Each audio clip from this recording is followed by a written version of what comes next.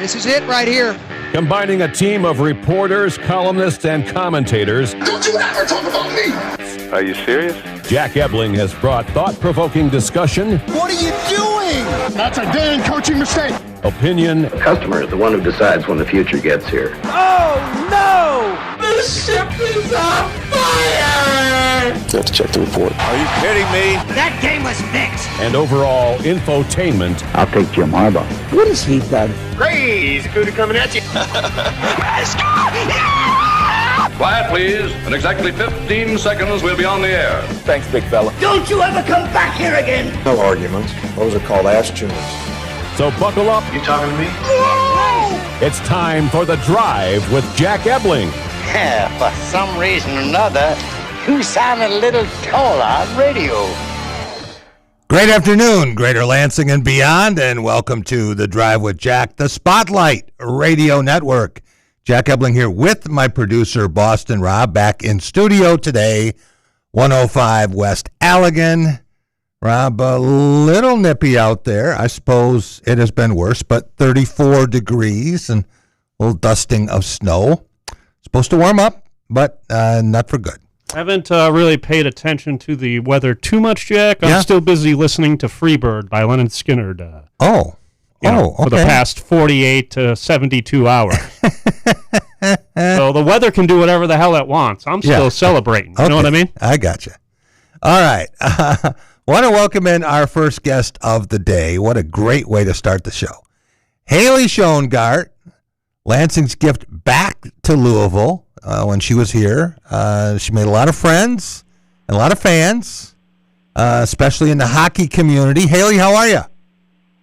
I feel like I am exactly the same vibes as Rob. He said hello when I answered the phone, and all I could say was, Rob, how sick was that hockey game? No hello back. We just got right to the details talking about the hockey game. So good.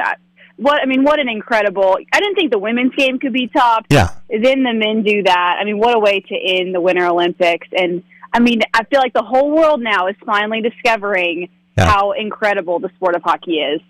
The Megan Keller golden goal, I guess you would say, borrow a soccer term.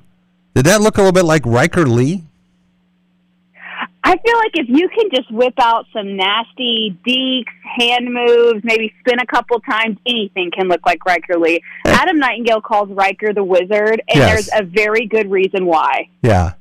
Where were you when the women's gold medal game was played, and how excited were you Sunday morning?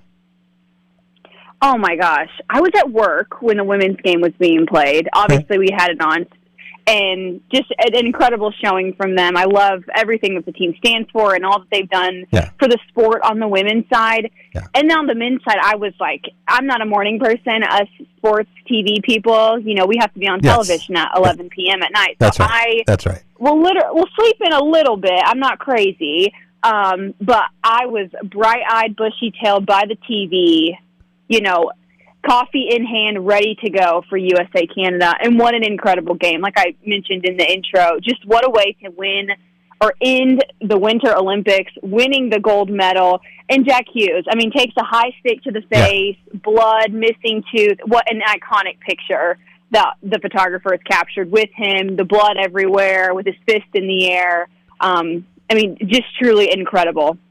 I would expect Jack Hughes to sign some kind of an endorsement contract for cosmetic dentistry. But for fans of the sport, we were reminded again today the difference between hockey players and other athletes, especially baseball players. Pitchers, they work about once a week anyway, starters, and, they get some sort of minor ailment. You see them in 3 weeks. But for hockey players, they're not gone 3 shifts, Haley. The definition of warriors are what hockey players are. It's incredible. They'll get hit in the face, busted up, bloody. They'll just go back to the trainer, get stitched up really fast, and they're back on the bench. I think Jack only missed maybe 1 or 2 shifts when he took that high stick to the face. I've never met a breed of people that are tougher, more grimy, gritty, and just want to do things for the betterment of the team. The ultimate team sport is hockey. And, again, I love that picture of Jack with his fist in the air, the American flag wrapped around his body, and the bloody and missing tooth.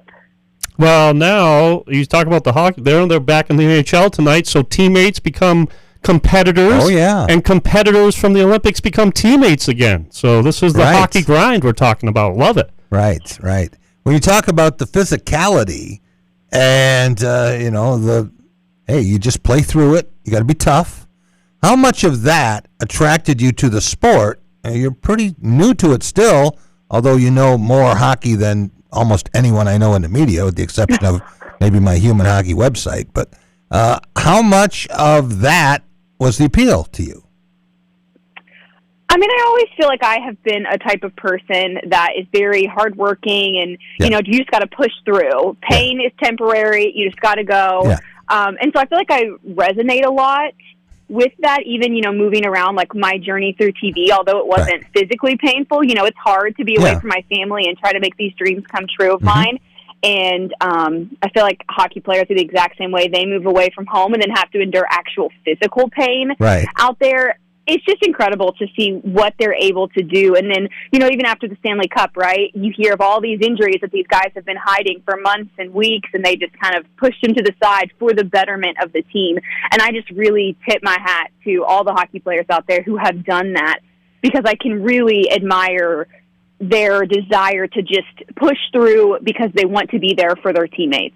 Guys, the cherry on top of this whole thing, as for the men's hockey team, was at the end with Johnny Gaudreau's family, the kids being brought out in the ice. Jack, I don't know if you saw that or not. I did, later. And, man, it's the cherry on top of what will be remembered. Now, there's the debate, and Jack, you kind of mentioned this yesterday, the debate between this team and the Miracle on Ice. Not going to go that far, Miracle on Ice, but this team will most certainly be remembered. But the Johnny Gaudreau moment with the family, I mean, it's just the perfect ending, right? And were you around? In 1980, Rob? I was 5 years old. Okay. I don't remember watching the game, but my grandfather, obviously, who I was around a lot growing up, most certainly watched it. But I don't remember watching it, but I was about 4 or 5, I think the staying power of this is interesting because it has a potential to do so much for hockey in this country. Adam Nightingale was talking about that earlier today. And one of the issues is affordability. It's an expensive sport. It's not like basketball where, anybody can bounce a ball on some pavement and just put up a hoop.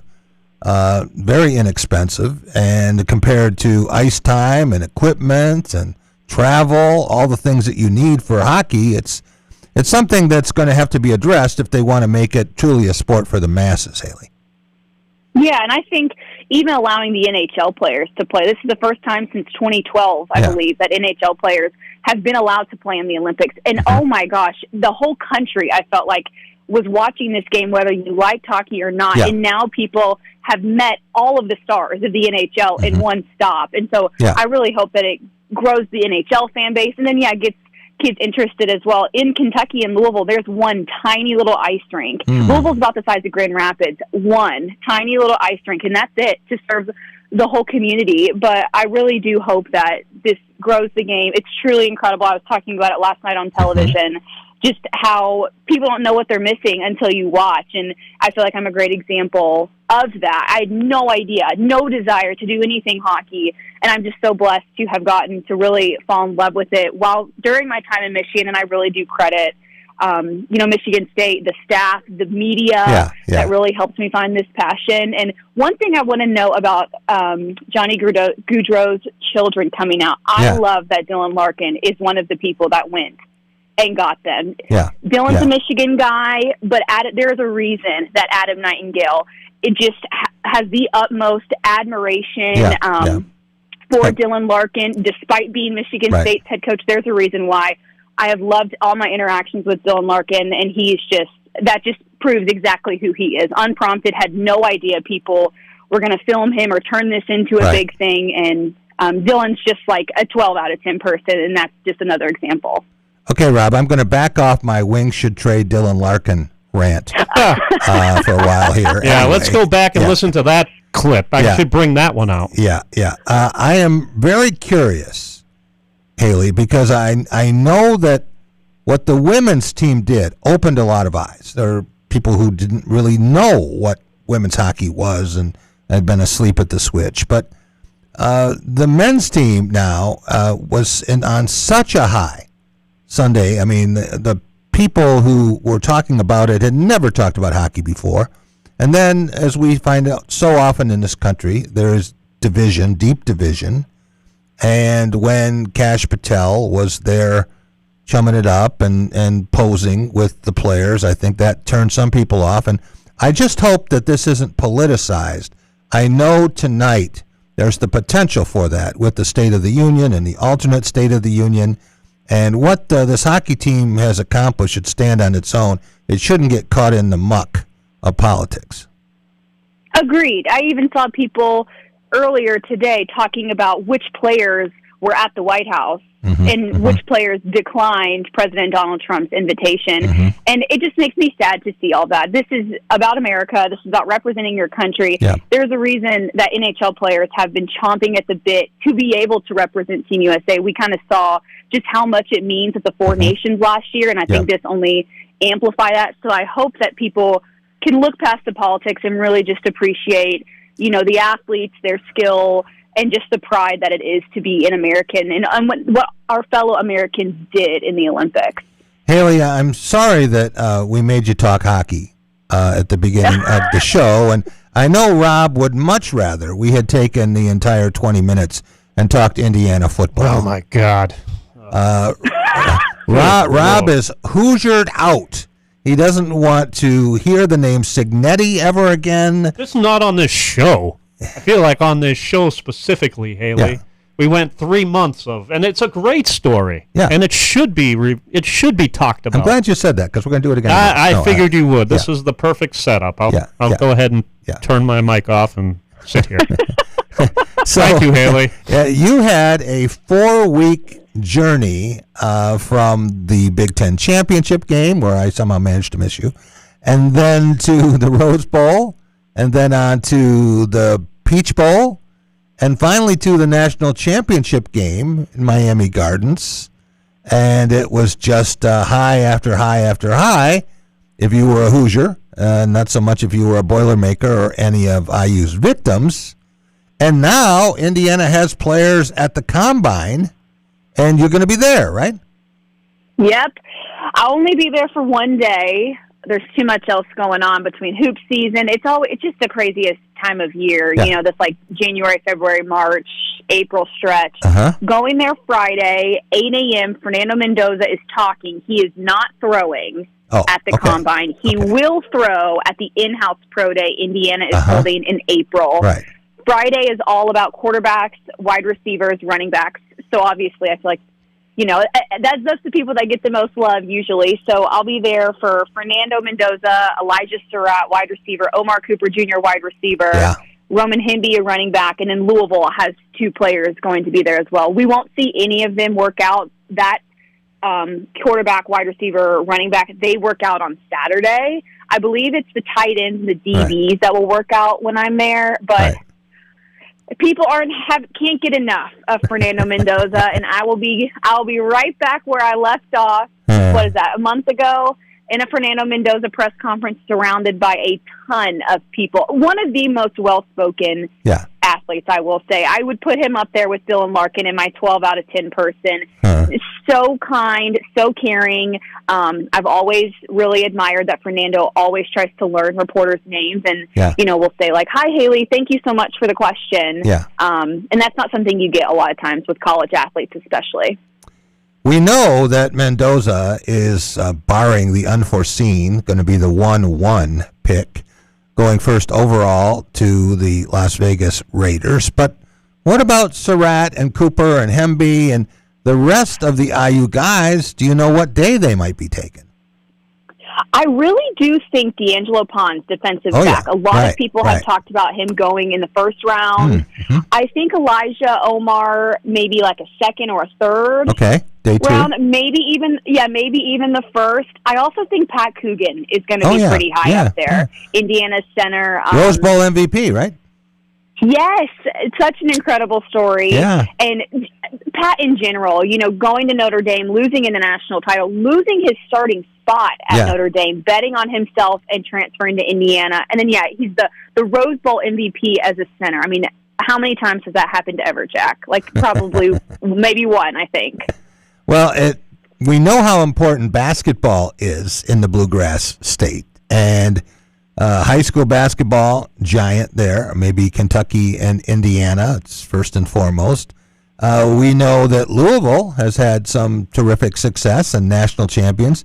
And then there's this little program in Lexington with its $22 million budget.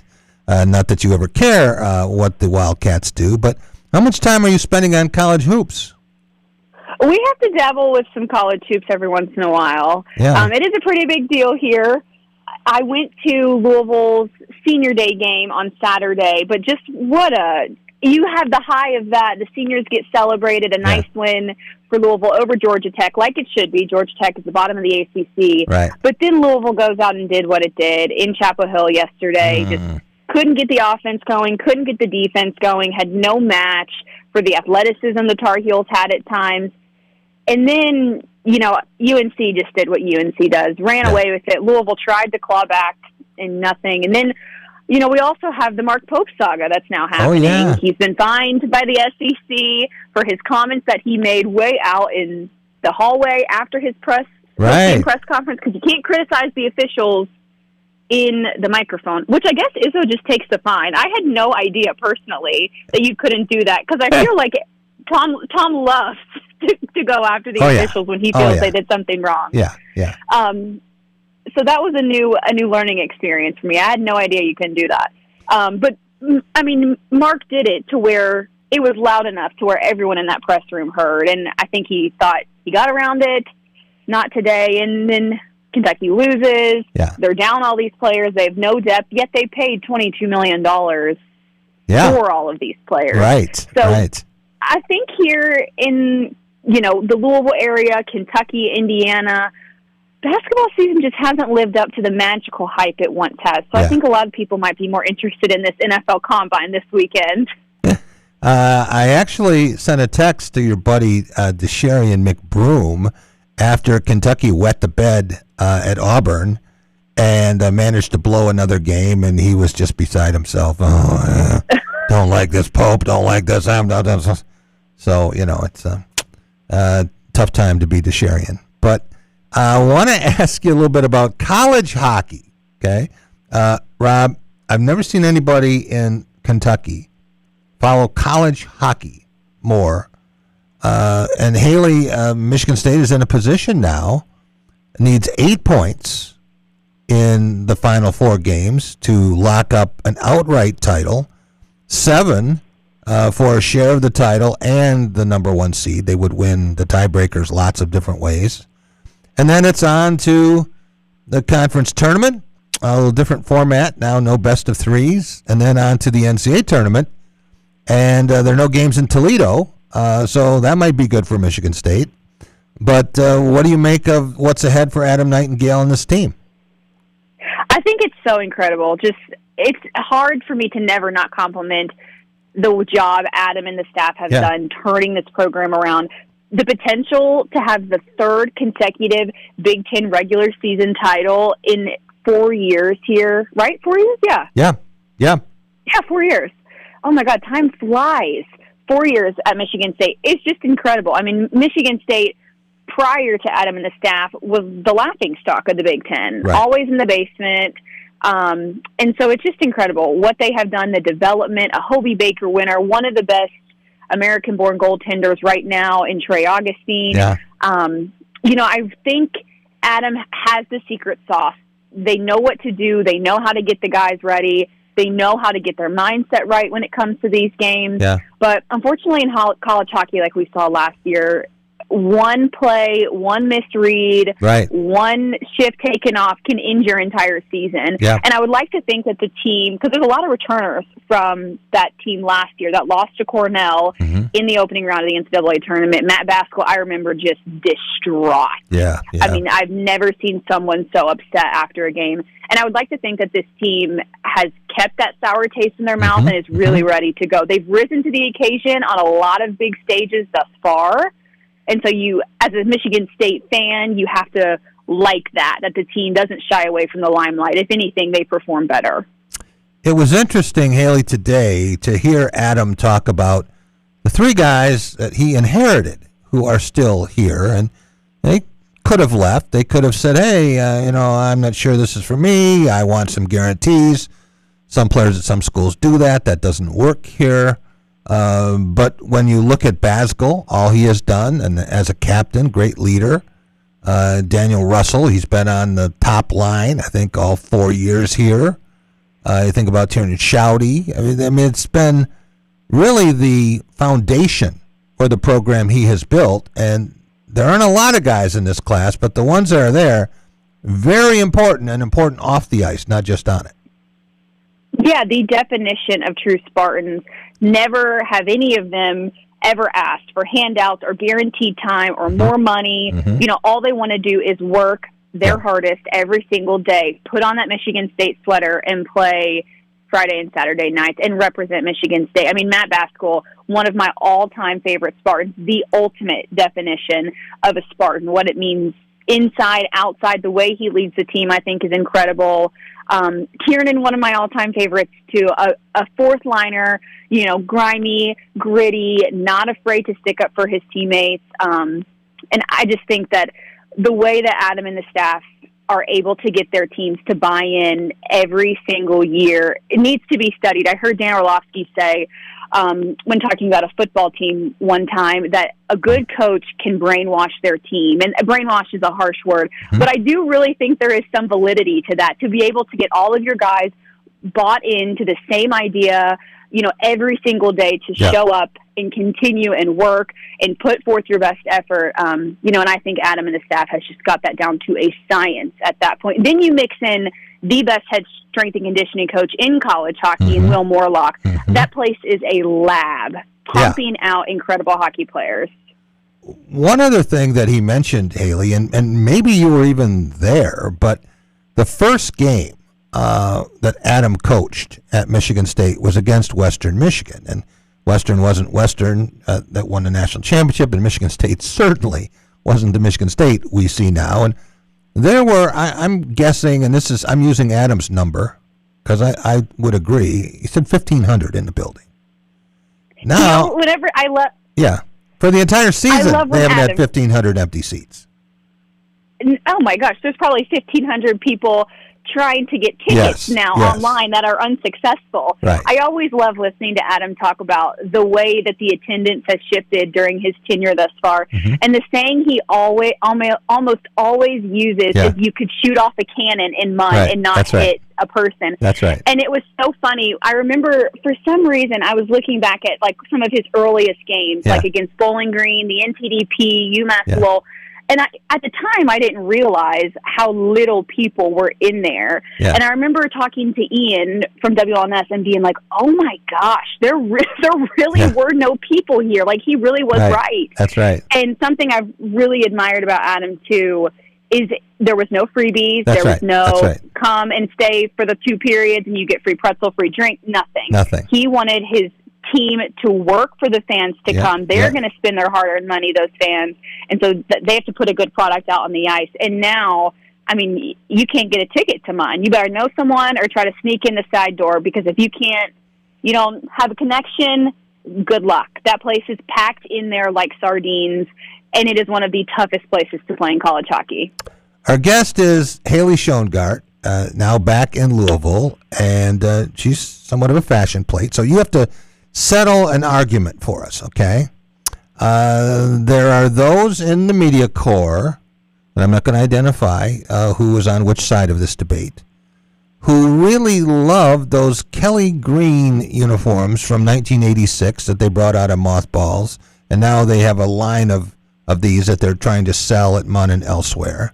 But it's a different shade of green. It's almost like the Notre Dame alternate football uniform, as opposed to what's become known as Spartan green. It's a deeper, darker green, and maybe a grittier green. But I heard some pretty heated arguments about these when they had the 86 guys back. I think that was one of the reasons they did it. You're going to get a Michigan State hockey jersey. Do you want the new upgraded one, or do you want the throwback? Ooh, no. The classic Michigan State, it's like a Kelly green with the Michigan State script on it, I think is just, iconic. Okay. It'll last forever. It'll never go out of style. But I also didn't mind the throwback jerseys. Having the 86 team in the house, wearing those, I felt like it really went hand in hand. And people, I think, had strong opinions both ways. But just the classic, even the Gruff Sparty. I remember when Michigan State wore the Gruff Sparty jerseys last year. I didn't hate it. It's different, but there's just something so classic and timeless about the sweaters that they wear, traditionally. It'll never go out of style. It's always great. I still have a photo that Haley sent me, Rob, of her in an Artem Levshinov jersey. Chicago Blackhawks, right? Yeah. I was so excited. My parents have Bears season tickets my whole life, and I usually will pick one game, and I'll go up there for it. And so the game I picked this year was Bears versus New Orleans Saints. I was hoping Tyler Shuck would have been the New Orleans Saints quarterback at the time. Unfortunately, I guess for me, the Bears did win because Spencer Rattler was a hot mess.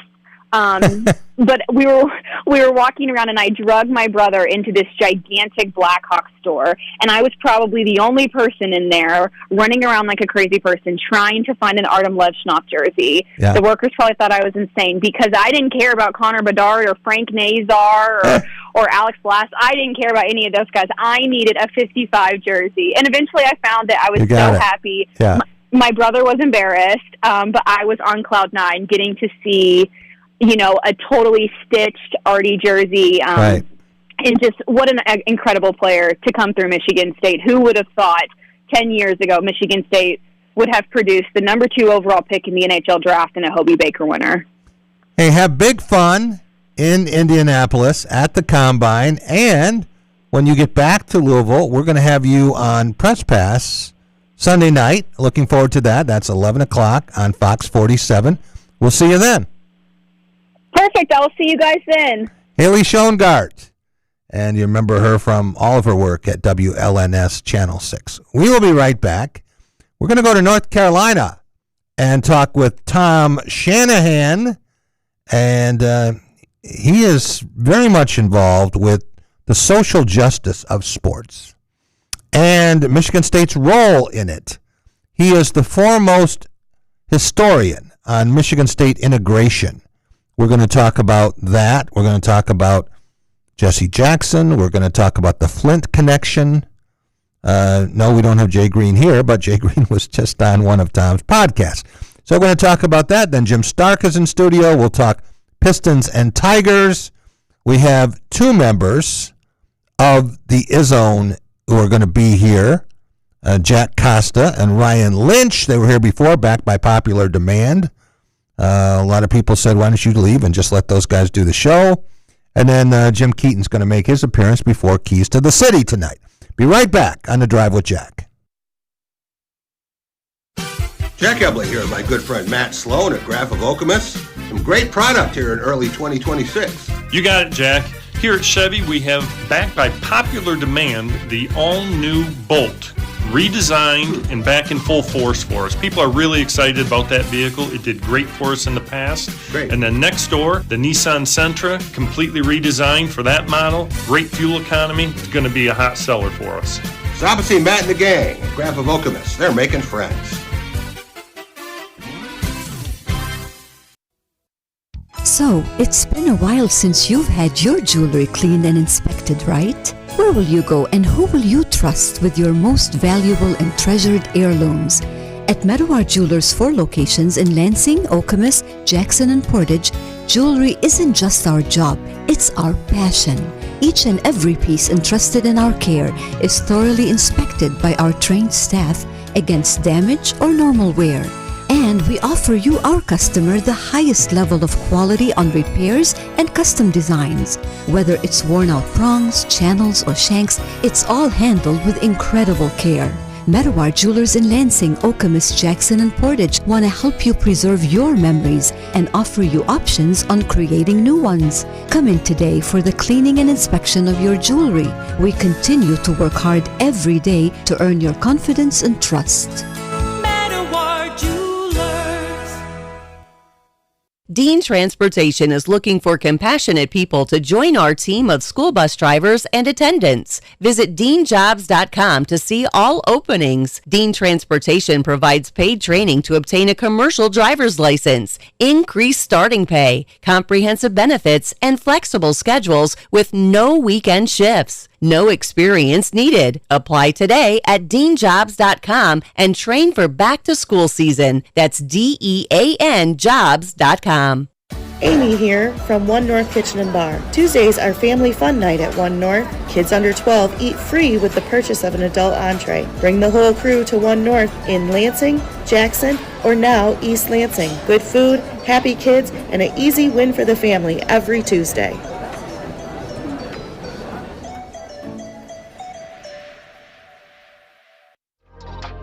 Are you passionate about college sports? Foster Swift Sports Talk is your go-to podcast dedicated to addressing the hottest topics in college athletics, including recruiting practices, NIL, the trade portal, collectives, and revenue generation. Join us as we bring you insights from student athletes, college head coaches, administrators, and other industry leaders as they share their experiences in this rapidly changing arena. Our mission is to share information and help educate student athletes, parents, coaches, and other stakeholders with the knowledge, resources, and strategies they need to make informed decisions and maximize each college athlete's potential for long-term success. Check out our latest episode. We're joined by Alan True from 24/7 Sports to discuss Midwest recruiting. Like and subscribe to our YouTube and Facebook pages to watch all of our episodes, or you can give us a listen on any of your favorite podcasting platforms by simply searching Foster Swift Sports Talk. Until next time, I'm your host, Dave Russell.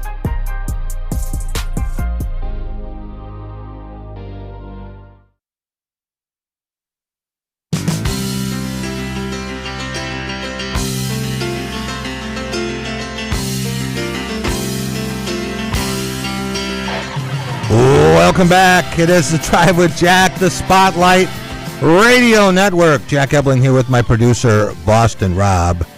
Rob, is almost the end of Black History Month.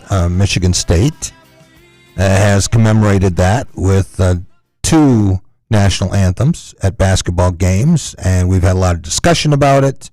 Channel 6 is running a special, I believe, Wednesday night on this with a couple of stories of great interest. One has to do with the integration of college football, courtesy of Duffy Daugherty and the Underground Railroad. The other one has to do with the Game of Change, which I've written extensively about for the NCAA. It's one of the most famous basketball games in history, played in Jennison Fieldhouse in 1963 when the Mississippi State Bulldogs decided they were going to defy the governor and go to different states to avoid being arrested, fly up to East Lansing and play a mostly black Loyola team. 4 black starters went on to win the national championship, but it was really a watershed moment for integration in college sports. And we want to welcome in historian, author, Tom Shanahan. Tom, you have done more to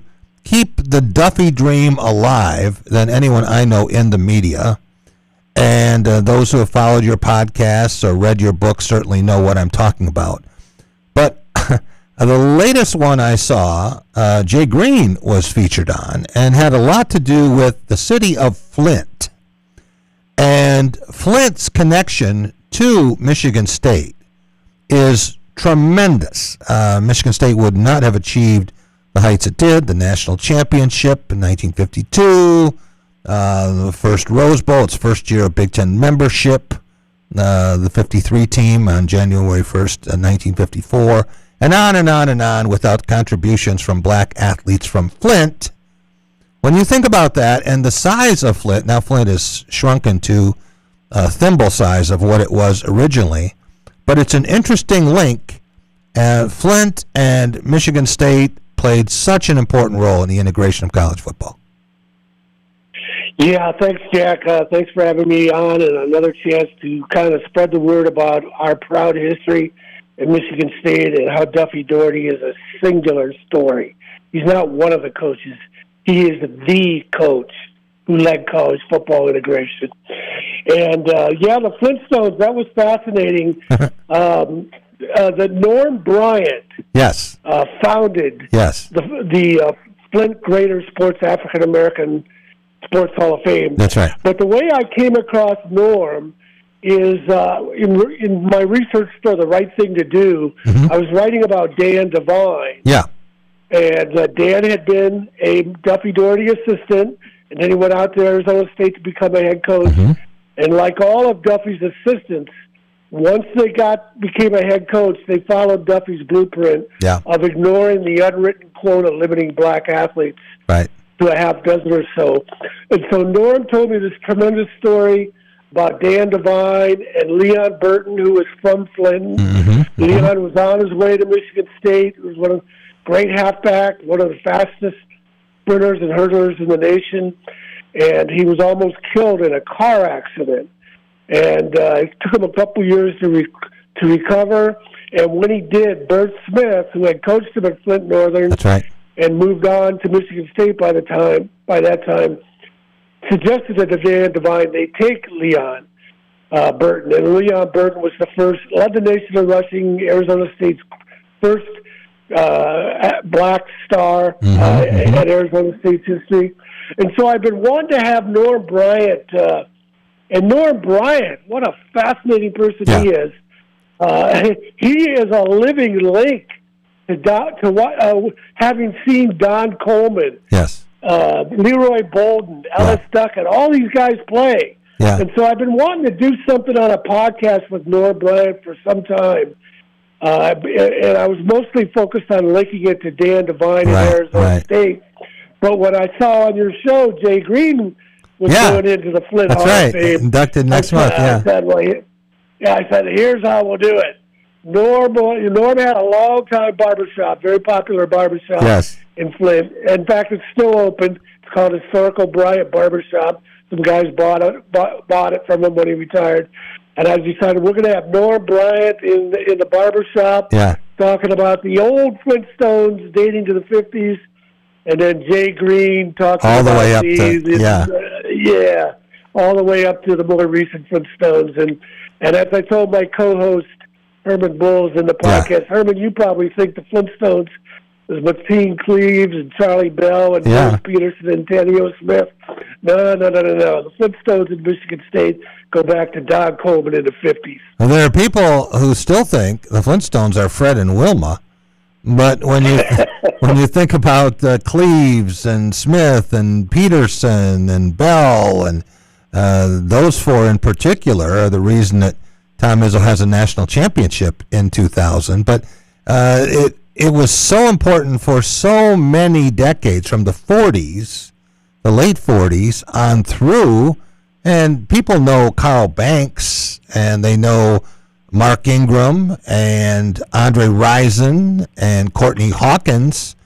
But my connection to this, Tom, goes back to Don Coleman, number 78. You look up and you see his number there on the wall at Spartan Stadium. And it's a fascinating story. I got to know Don very well. Wrote several pieces about him.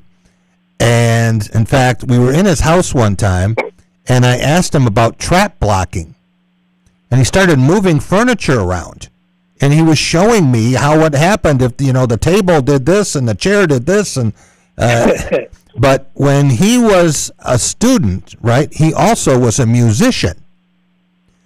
And he would play in the band and play the halftime show and then put his horn down and then put on his helmet and go kick ass in the second half.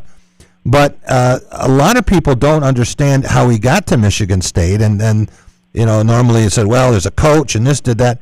But the real hero here was a guy that some of our listeners may know as a Hall of Fame broadcaster named Bob Reynolds. Bob Reynolds is one of the great broadcasters in history. He was the voice of WJR for 40 years, did Lions games for about that long, and was the voice of Michigan State through its glory days. When he was in Flint first, before he went to WJR, and he became friends with Biggie Munn. And he was at a small station in Flint, but he knew what Don Coleman could do. He watched him play, and he said, this guy is the best lineman. I don't care that he weighs 180 pounds, right? And so he called Biggie, and Biggie said, well, bring him down. And so he got Don in his car and drove him down, and the relationship was kindled. Next thing you know, he signed, and it was, I think, Bob Reynolds' crowning achievement. Yeah, that's a great story. I think I've heard you tell that before. And it just shows you where the Flintstones, that probably led to Leroy Ellis and Leroy Bolden, Ellis Duckett following Don Coleman. And, because, back in those days, and even into the 60s, and why it was important for colleges to start hiring black assistant coaches. Yeah. And once again, Duffy Daugherty was ahead of the game on this. Yeah. Is coaching was word of mouth. Recruiting was word of mouth back then. Yeah. There were no services like there are now, and obviously no internet. So if you have an all-white coaching staff, who are their friends? All-white coaches. So a lot of black guys really didn't get a chance to get recruited for those reasons. And once again, Duffy Daugherty hired Sherman Lewis in 1969. Yeah. Jimmy Ray in 1972. Two black assistants when a lot of schools were getting around to their first black assistant, and some of them were just hiring a black guy to be their coach. Well, Duffy didn't do that. He hired Sherman Lewis and Jimmy Ray, guys who were genuine coaches, went on to the NFL, and have both been honored in the Pro Football Hall of Fame by the NFL Awards of Excellence. Jimmy Ray in the inaugural class in 2021, and then Sherman a year later in 2022. I also want to talk about a fascinating piece you had about Jesse Jackson.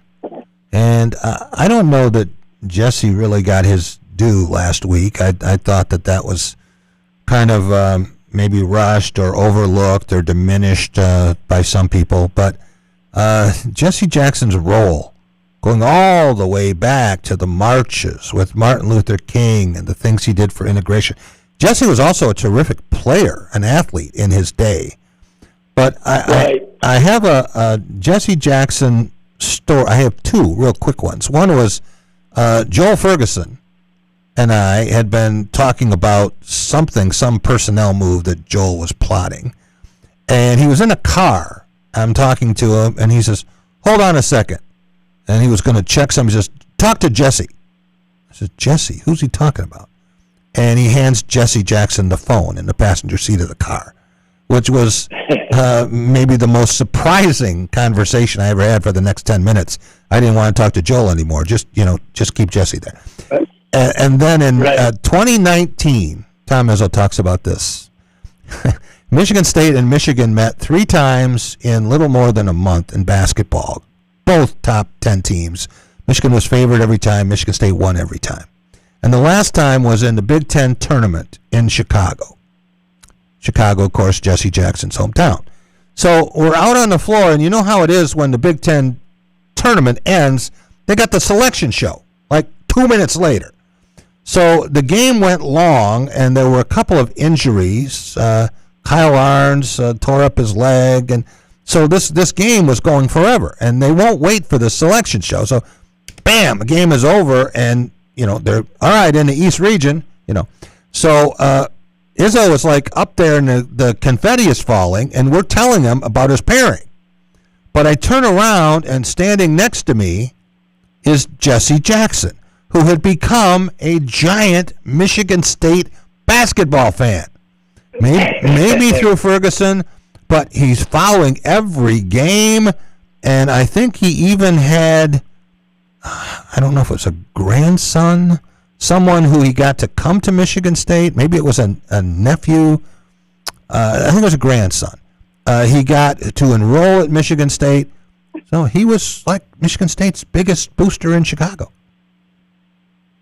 Yeah, I quote him extensively in my first book, Ray of Light. Yeah. And I try, and keep in mind, I'm not from Sports Illustrated, the New York Times. Right.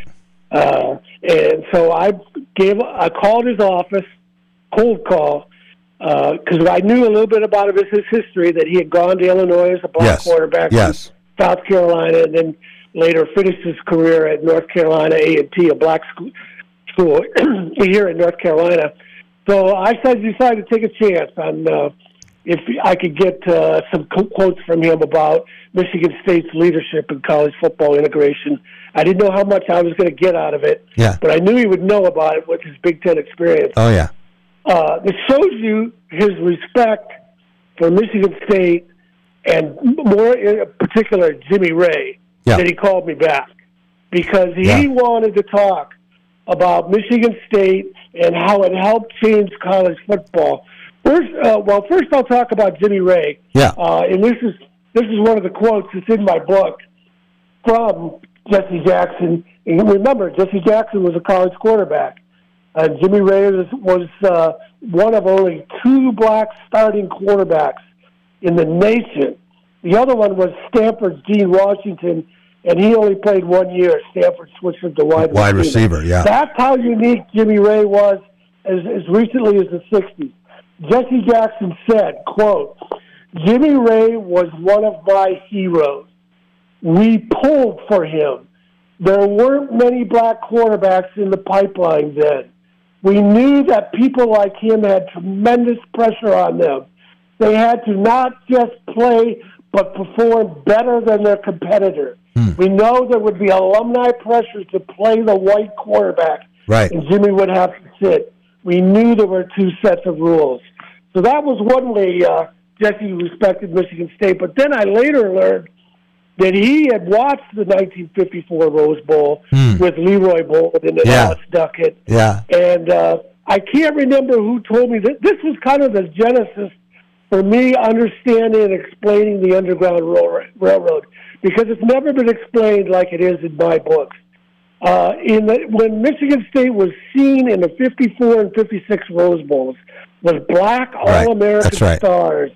Black fans, particularly in the South, but throughout the nation, adopted Michigan State as their team because it was so unusual. And Jesse Jackson was one of those fans.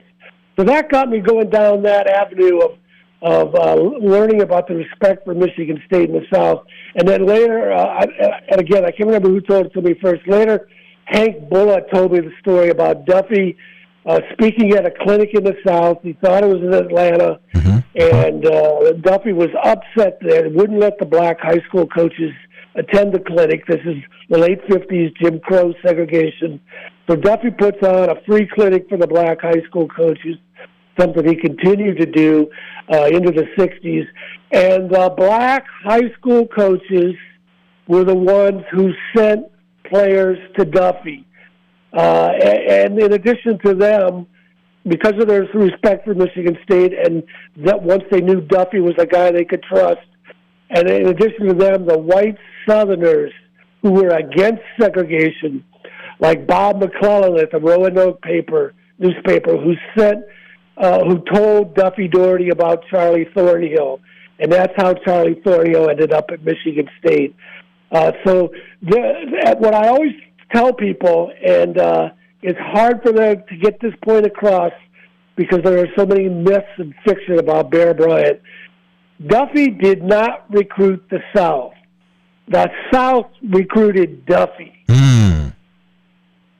How about that? I hadn't heard it expressed that way.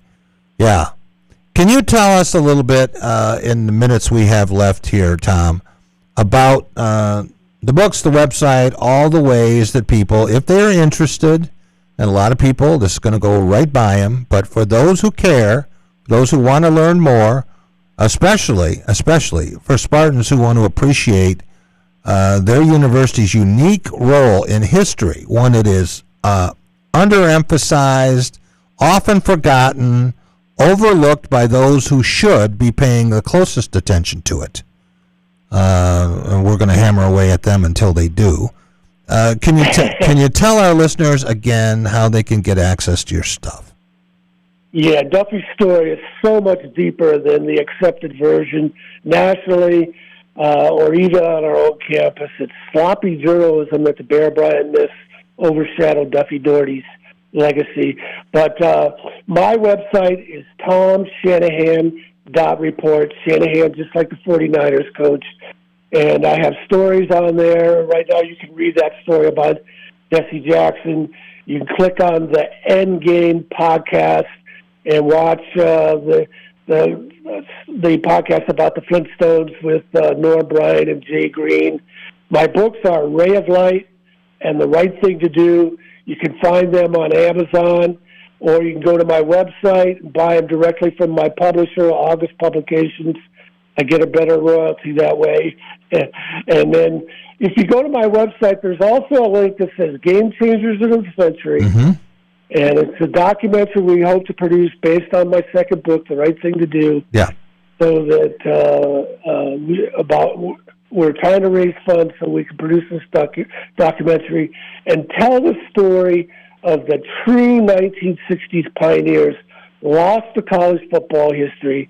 And a lot of it links back to Duffy Doherty influencing progress in integration through his teams, his assistant coaches who spread out coast to coast, from Earl Edwards at North Carolina State to Dan Devine at Arizona State. And Dan Devine had black players at Missouri in 1958. Who knows that? Nobody. They think it starts with Bear Bryant in the 70s. So my books, my website, there are no other stories like it anywhere. I promise you that. Yeah, I think that is very important. And the other thing, I was talking to Clint Jones about this a couple weeks ago. You know, we have lost so many great historical figures, and I don't want to say they're dropping like flies, but they're getting older, right? Even guys who seem like they're vibrant and in good health. Doesn't always happen. You never know. Unexpectedly, the last of these guys could disappear on us. So I think it's important that we set the record straight and revere them while we can. Now we have the Michigan State Notre Dame series going on. Again, we're going to have a 2-year run. We're going to have them in South Bend next fall. And then back here in 2027, you would have thought that with the 50-year anniversary of the game of the century that they would be back here, but it didn't work out schedule-wise. They couldn't make that happen. It would have been too many home games, too many road games. So at least they are going to have this 2-year window, and I think it's fantastic that at least they're going to rekindle it that way. And, Tom, you're going to take care of the rest. Yeah, well, and that shows you the respect Notre Dame has for the 1966 game of the century with Michigan State, because Notre Dame has lots of scheduling problems since they entered the ACC on a partial basis. And they're not playing USC next year. No. They're working out with USC. But Notre Dame and Michigan State, they worked it out here in 2026, just as they did in 2016 for the 50th anniversary. You know, it's really funny, and it wasn't that long ago, Tom. I had a conversation with a Trojan, right? We're talking about Trojans and Spartans and a little back and forth. And he says, hey, you guys, you don't even play Notre Dame anymore. They don't want you on the schedule. And I said, well, you never know. I mean, schedules can change. And now here we are, and next fall, Michigan State is in South Bend. Meanwhile, USC is back in L.A. So. Yeah, another quick fact about that game of the century related to Terry Hanratty. Yeah. You might want to have him on your show. Yeah. Because Terry went into the Hall of Fame in December 2025. Right. And I did a little research on that. There are 9 Michigan State and Notre Dame figures in the Hall of Fame. There are both coaches, of course. Notre Dame now has Terry Hanratty to go with Jim Lynch and Alan Page. Right. And then Michigan State has his 4 Hall of Famers, Clinton Jones, Bubba Smith, George Webster, and Gene Washington.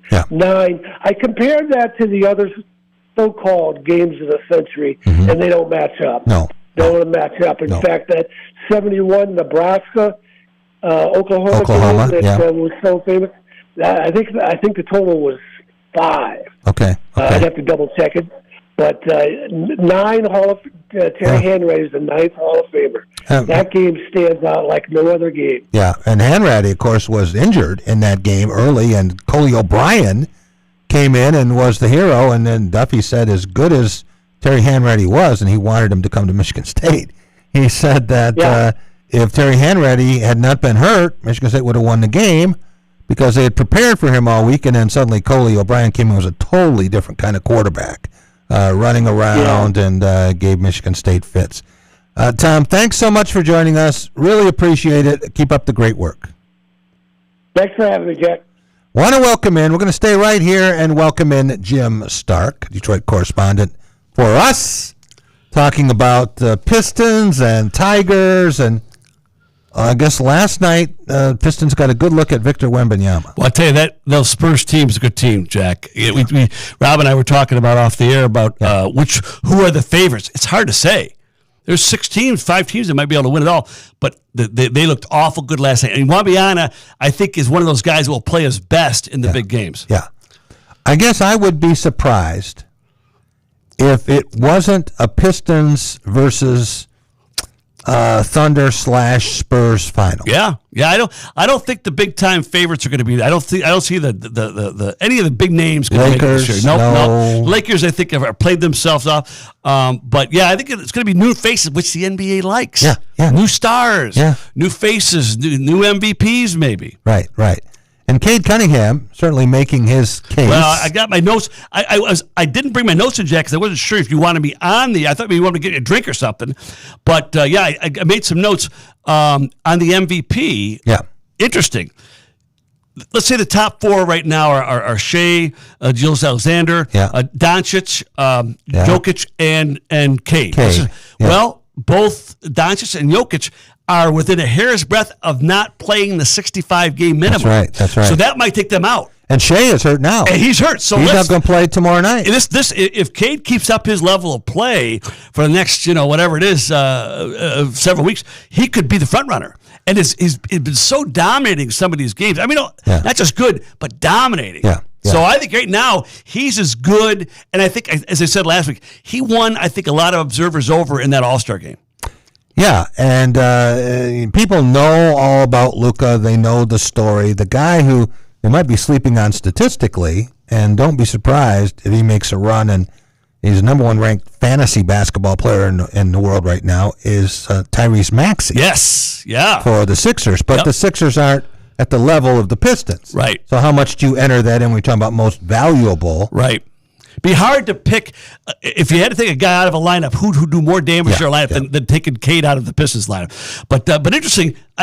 So talk about the MVP, Jack. Here's a question for you: have the Pistons ever had an NBA MVP for the season? I don't think so. You are correct. You're correct. Which I think, but guess they've had one player finish 3rd one year. That's the highest they've ever had. Wow. Guess who it was? Finished 3rd. They finished 3rd in the voting. It's the highest they've ever had. Can you tell me what year? 97. I might give it away, but 97. So that leaves out Bob Lanier. It leaves out Dave Bang. Grant Hill. Grant Hill. See? Yep. If I had told you 97, would you have thought of Grant Hill? No, and you know what? Grant Hill. We didn't think of it. Rob and I didn't think of it. Grant Hill doesn't get his due as a Piston. No. If he hadn't gotten hurt, Jack, he was a fabulous player. Yeah. He played for the Pistons when they were really bad, and they got hurt. The other thing about Grant Hill, I love Grant Hill. He wasn't Detroit. No. They were weird. Remember they had that weird jersey, the teal jersey. It was. They were trying to figure out It was in between, right? In between the bad boys and the going to work gang. Yeah. And it was, but he was such a good player. Oh my gosh, he did everything well. Yeah. And he was a great. He tried teammate. to play hurt, and that really ended his career. And even after he hurt his ankle, he was still a top 10 forward. Yeah. Even playing at 80 or 70, whatever he was. But yeah, but of course they have had 3 Finals MVPs over the years. Okay. You know who those 3 are? Finals MVPs. Isaiah Thomas. Yep, that's one. Chauncey Billups. Yep. One more. Pretty good. Joe Dumars. Yes, that's a clean sweep. You got them all. Very good. A lot of people think, well, Vinny Johnson, but he just hit the shot. Hit the shot. Yeah, like I say, if you think of emphasis, you'd have thought Isaiah had to finish up high. He wasn't well liked around the league. No, none of the bad boys were, but Isaiah especially. Yeah, yeah, and he was blackballed on the Olympic selection. Right? Absolutely. Other players said, "I'm not." Michael said, "I ain't playing." And Lanier played when you had Wilt Chamberlain was still playing, and Kareem. So to be a center, and then of course Dave Bing played, and the Pistons never came close to the playoffs when he played. I wish modern basketball fans could have seen Dave Bing. Oh, again, injury. He hurt his detached his retina in his and eye. He played for teams that weren't very good. And he was still a good player after that. He played at 80% with the Celtics. Yep. He went when they traded him for Kevin Porter the year, and then he went. He was a great player. He was still a very good player. Yeah. Him and Grant Hill were good comparisons after their injuries. So this is a big week at LCA. Yeah. Just had the Spurs in tomorrow. The Thunder. Yep. And then, Rob, I think we have some guests here too at the door. Been locked out. It's like you're standing room only here in the studio today. Yeah, or these doors keep locking on us. So 5 o'clock. I don't know what happens here. The lockdown. The lack of security. We don't want everybody to leave. So and then the Cleveland coming in on Friday. Yep, exactly. Yeah. And again, that's always a rivalry. And the word is that maybe if LeBron does move, maybe he goes back to Cleveland. That's the word. I'm hearing it. And where else is it going to go? If you leave University LA, of Kentucky to play college basketball. Yep. Yeah. Right. I never know. Right. Never know. But it's a big week. But again, look at how they've survived in the suspension era here. Yeah. Right. Yeah. Paul Reed stepped up. Oh yeah, has a good game every night. You mentioned him last week. Yeah, absolutely. He's not an all-star, but he didn't need to be an all-star. Right. When he gets that starting job, he delivers. Yeah. Okay, so they survived the 2 games without Jalen Duren, and now they're surviving the games without Isaiah Stewart. Heck, other than last night, they've been winning everything. That's the key, Jim, to a championship team are guys who come in and do what they need, even if it's just a few games. Remember what Dennis Jenkins did early in the year? Yep. They were in trouble, and he came in. They were short of guards, and he won 2 games for them. When you look at the bad boys, especially when they lost a starter, their sub that stepped in did a really good job. It was not that big drop off.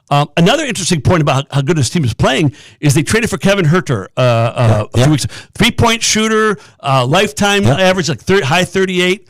They could use him. The Pistons are still 3rd from the bottom in 3-point shots made per game, which is concerning. Right. This is 3, but they have the 9th overall rated offense, so they're still pretty good. He's not playing very much. Yeah. He can't get in front of Karis LeVert. No. He can't get in front of Green. Surprised me because they wanted him. They traded for him. Yeah. They traded a pretty good young player for him. Yeah. In Jaden Ivey. But again, that just goes to show you got to play to get spots on this team.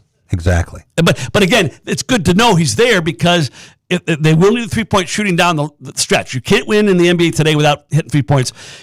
So his time is still coming. Jim, Motorcade had a game last Thursday in MSG. Yep. And we ran the video of all the New York celebrities, these Knicks fans, and John McEnroe and Chris Rock, and they're all sitting there. Someone just shot their dog, And here goes Cade. He's got 42 points, 13 rebounds. The first time a visiting player had been more than 40, more than 10 since 2009. He almost had a triple-double. He was almost. Yeah. But again, and when you have the big games in New York and L.A., people start to really, who is this guy again? Yeah. But I'll tell you right now, Jack, when you go back to the playoffs last spring, right? What a difference.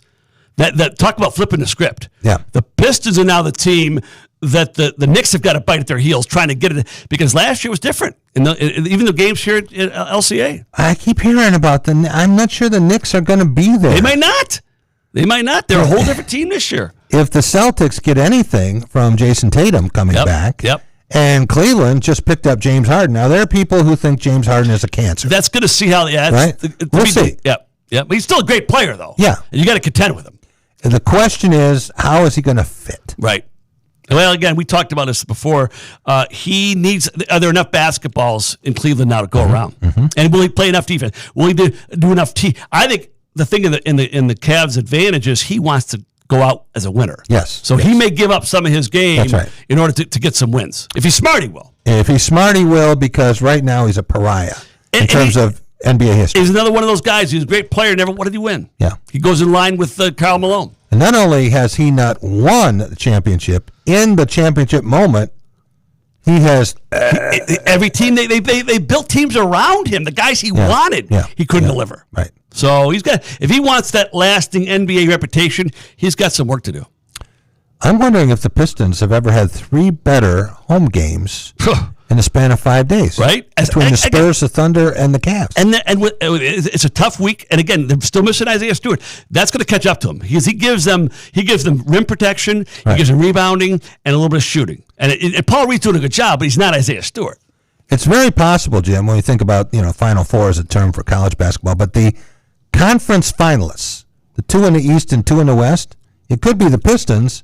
And the 3 teams they're hosting this week. Could be. Yep. And again, if you remember the 7 games we were looking at for the suspensions, I always said they'd go, if they went 4-3, I'd be okay. 5-2, they're in line for at least 5-2. Yeah.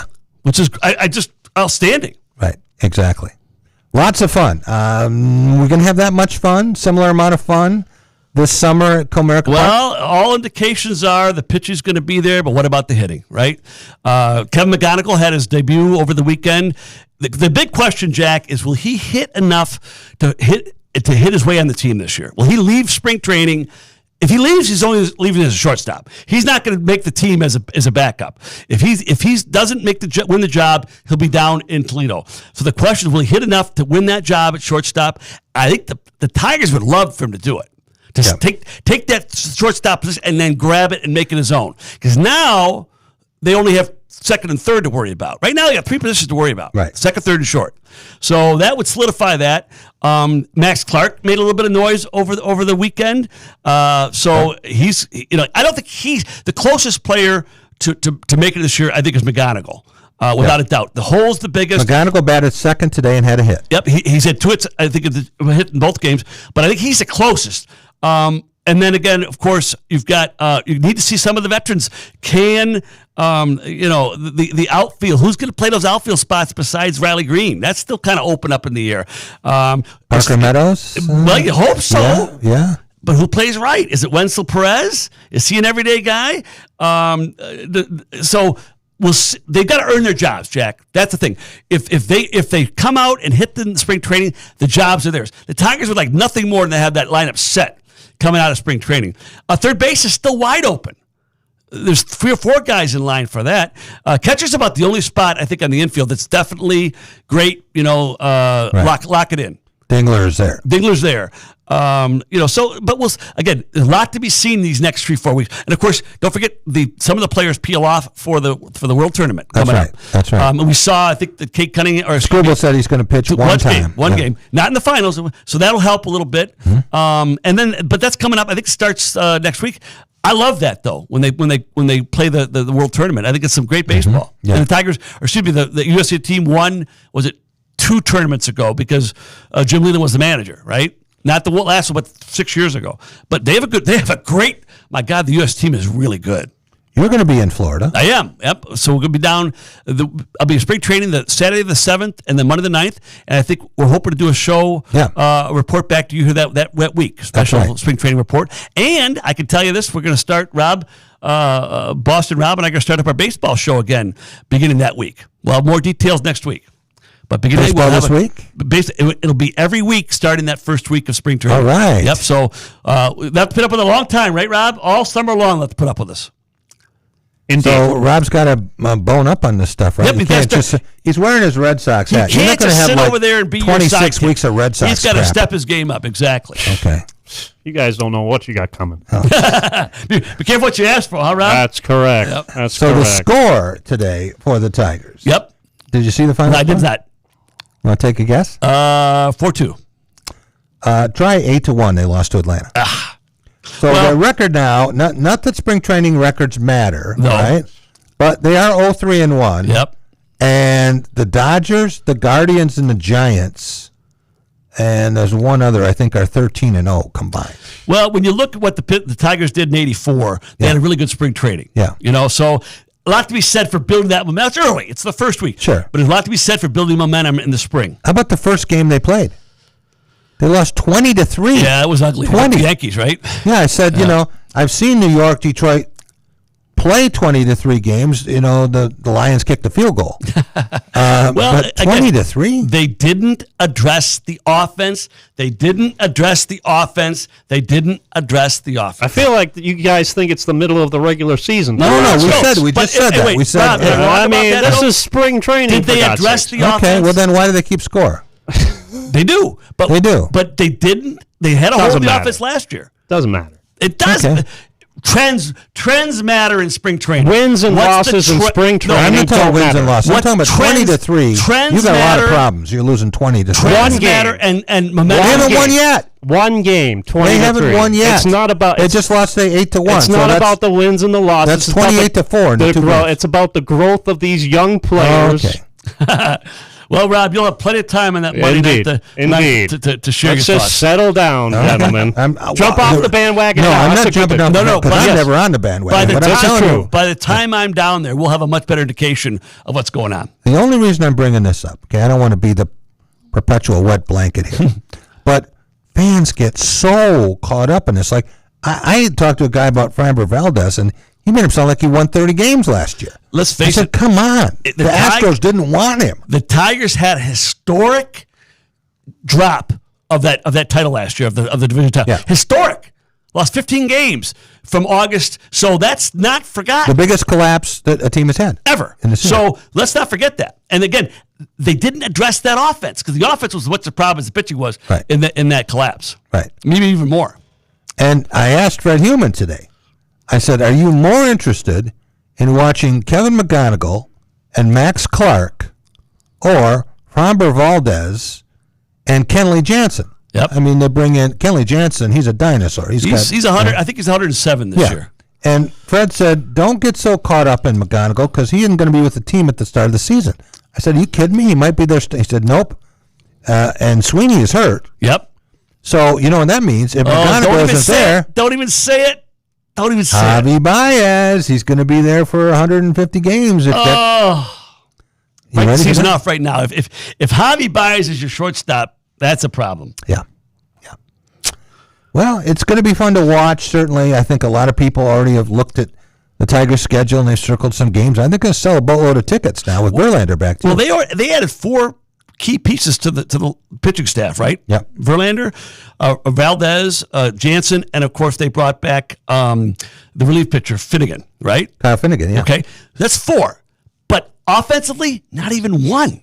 That's what concerns me, Rob. Is that we knew they were weak from the right side of the plate last year. I don't see who's going to step up now. Maybe if someone, if Chase Young all of a sudden takes off in the spring training and says that job's mine, but I haven't seen it yet. Let's see it. You guys are victims of the right now. You guys are just. Let's just let it play out a little bit longer. Let's just let it play out. Rob, how do you take so much comfort in the fact that a team had a historic drop last year, collapse, and didn't address the offense? They were also 5 outs from the World Series. So let's just after they blew the 15-game lead. Let's just let it play out and see what happens. Much more to come on baseball this week. Did they get to the World Series? They got closer than you did. I can tell you that. Well, have you been to a World Series? Have you covered World many World Series? Have you covered? Yes. I know. Jim has. No, I've covered it. The last one that Ty Cobb played in. There you go. I covered 2 of the 3 home games I was there in 68 and 84. 84 and then 06. 06, I wrote the book down there the whole season. You lived down there in 06. I lived down there that year. All right. They got tired of him. Yeah. They said, don't invite this guy back anymore. We've seen him enough. Well, the difference was, in 68, I lived and died with the Tigers. Right. I mean, that was a year after the riots in Detroit. I mean, that was so important to Detroit.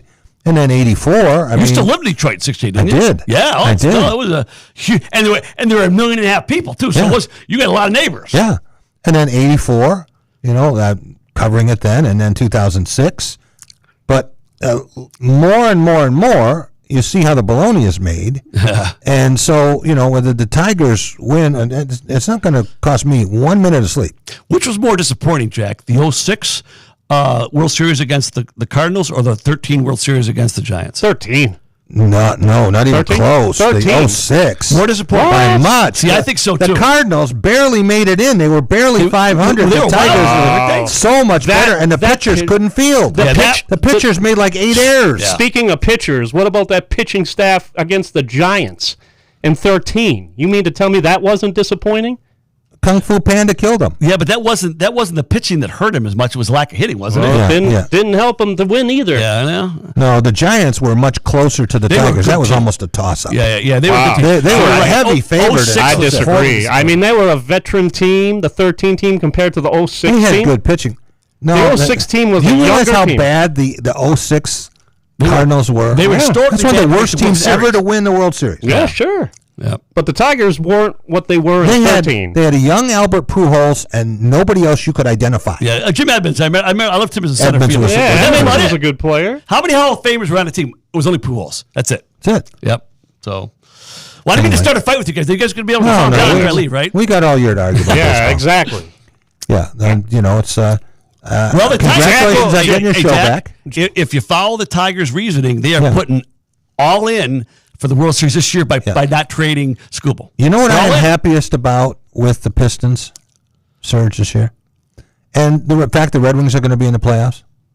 We're going to have something other than the Tigers to talk about for 4 months. Remember when Sparky would always say thanks to the Pistons and Red Wings for covering me till June so they get a chance to get our season running off? That's right. Because they always start off so slow. It's going to be a long time. I'll tell you right now, there'll be a lot of playoff games at LCA this spring, for sure.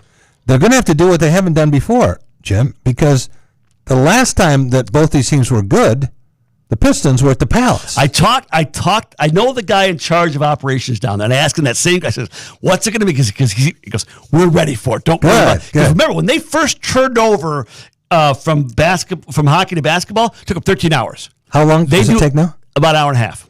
Really? Yep. It's amazing. I want to go down there not to see the game. I want to see the changeover. You know what? I get you in there for that. I love that. Yeah. If you want to see the switch over, it's that much of a streamlined process now. If they had to do it, an hour and a half.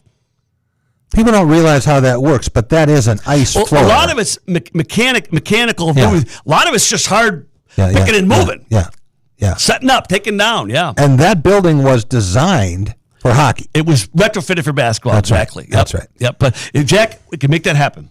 But we'll have a chance to do it. We'll go down for one of those double headers. That would be a fun. home double header. Yeah. Basketball and hockey, and see them switch in between. That would be fun. I've never done that. That would be fun. Jim, thanks so much for coming in. Good. We'll talk to you next week about. We'll have more about the baseball. Good.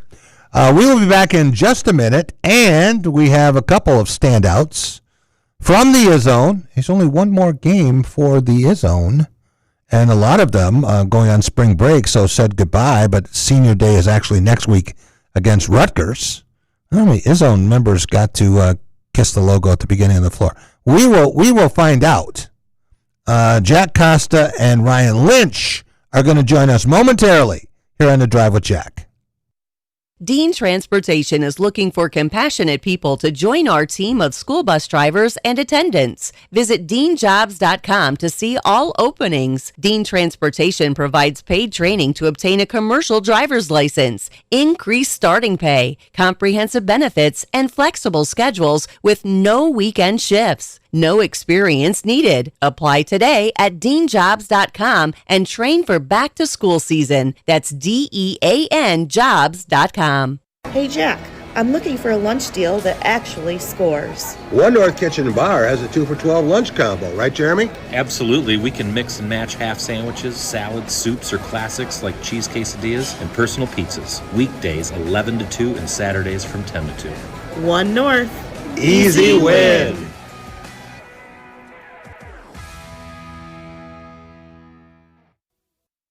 So, it's been a while since you've had your jewelry cleaned and inspected, right? Where will you go and who will you trust with your most valuable and treasured heirlooms? At Meadowar Jewelers' 4 locations in Lansing, Okemos, Jackson, and Portage, Jewelry isn't just our job, it's our passion. Each and every piece entrusted in our care is thoroughly inspected by our trained staff against damage or normal wear. And we offer you, our customer, the highest level of quality on repairs and custom designs. Whether it's worn out prongs, channels, or shanks, it's all handled with incredible care. Meadowar Jewelers in Lansing, Okemos, Jackson, and Portage want to help you preserve your memories and offer you options on creating new ones. Come in today for the cleaning and inspection of your jewelry. We continue to work hard every day to earn your confidence and trust.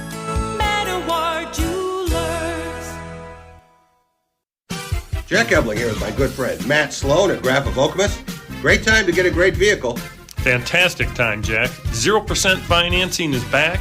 Hard to believe this time right now we can get a vehicle with zero interest. Wow. And if you're looking to pay cash, how about rebates up to $10,000? That's unheard of lately, right? $10,000 off on a vehicle. How about leasing? You want to lease? You can lease a vehicle right now in the low threes. Come on out and take a look. You're talking everyone's language. Stop and see Matt and the gang. They're making friends.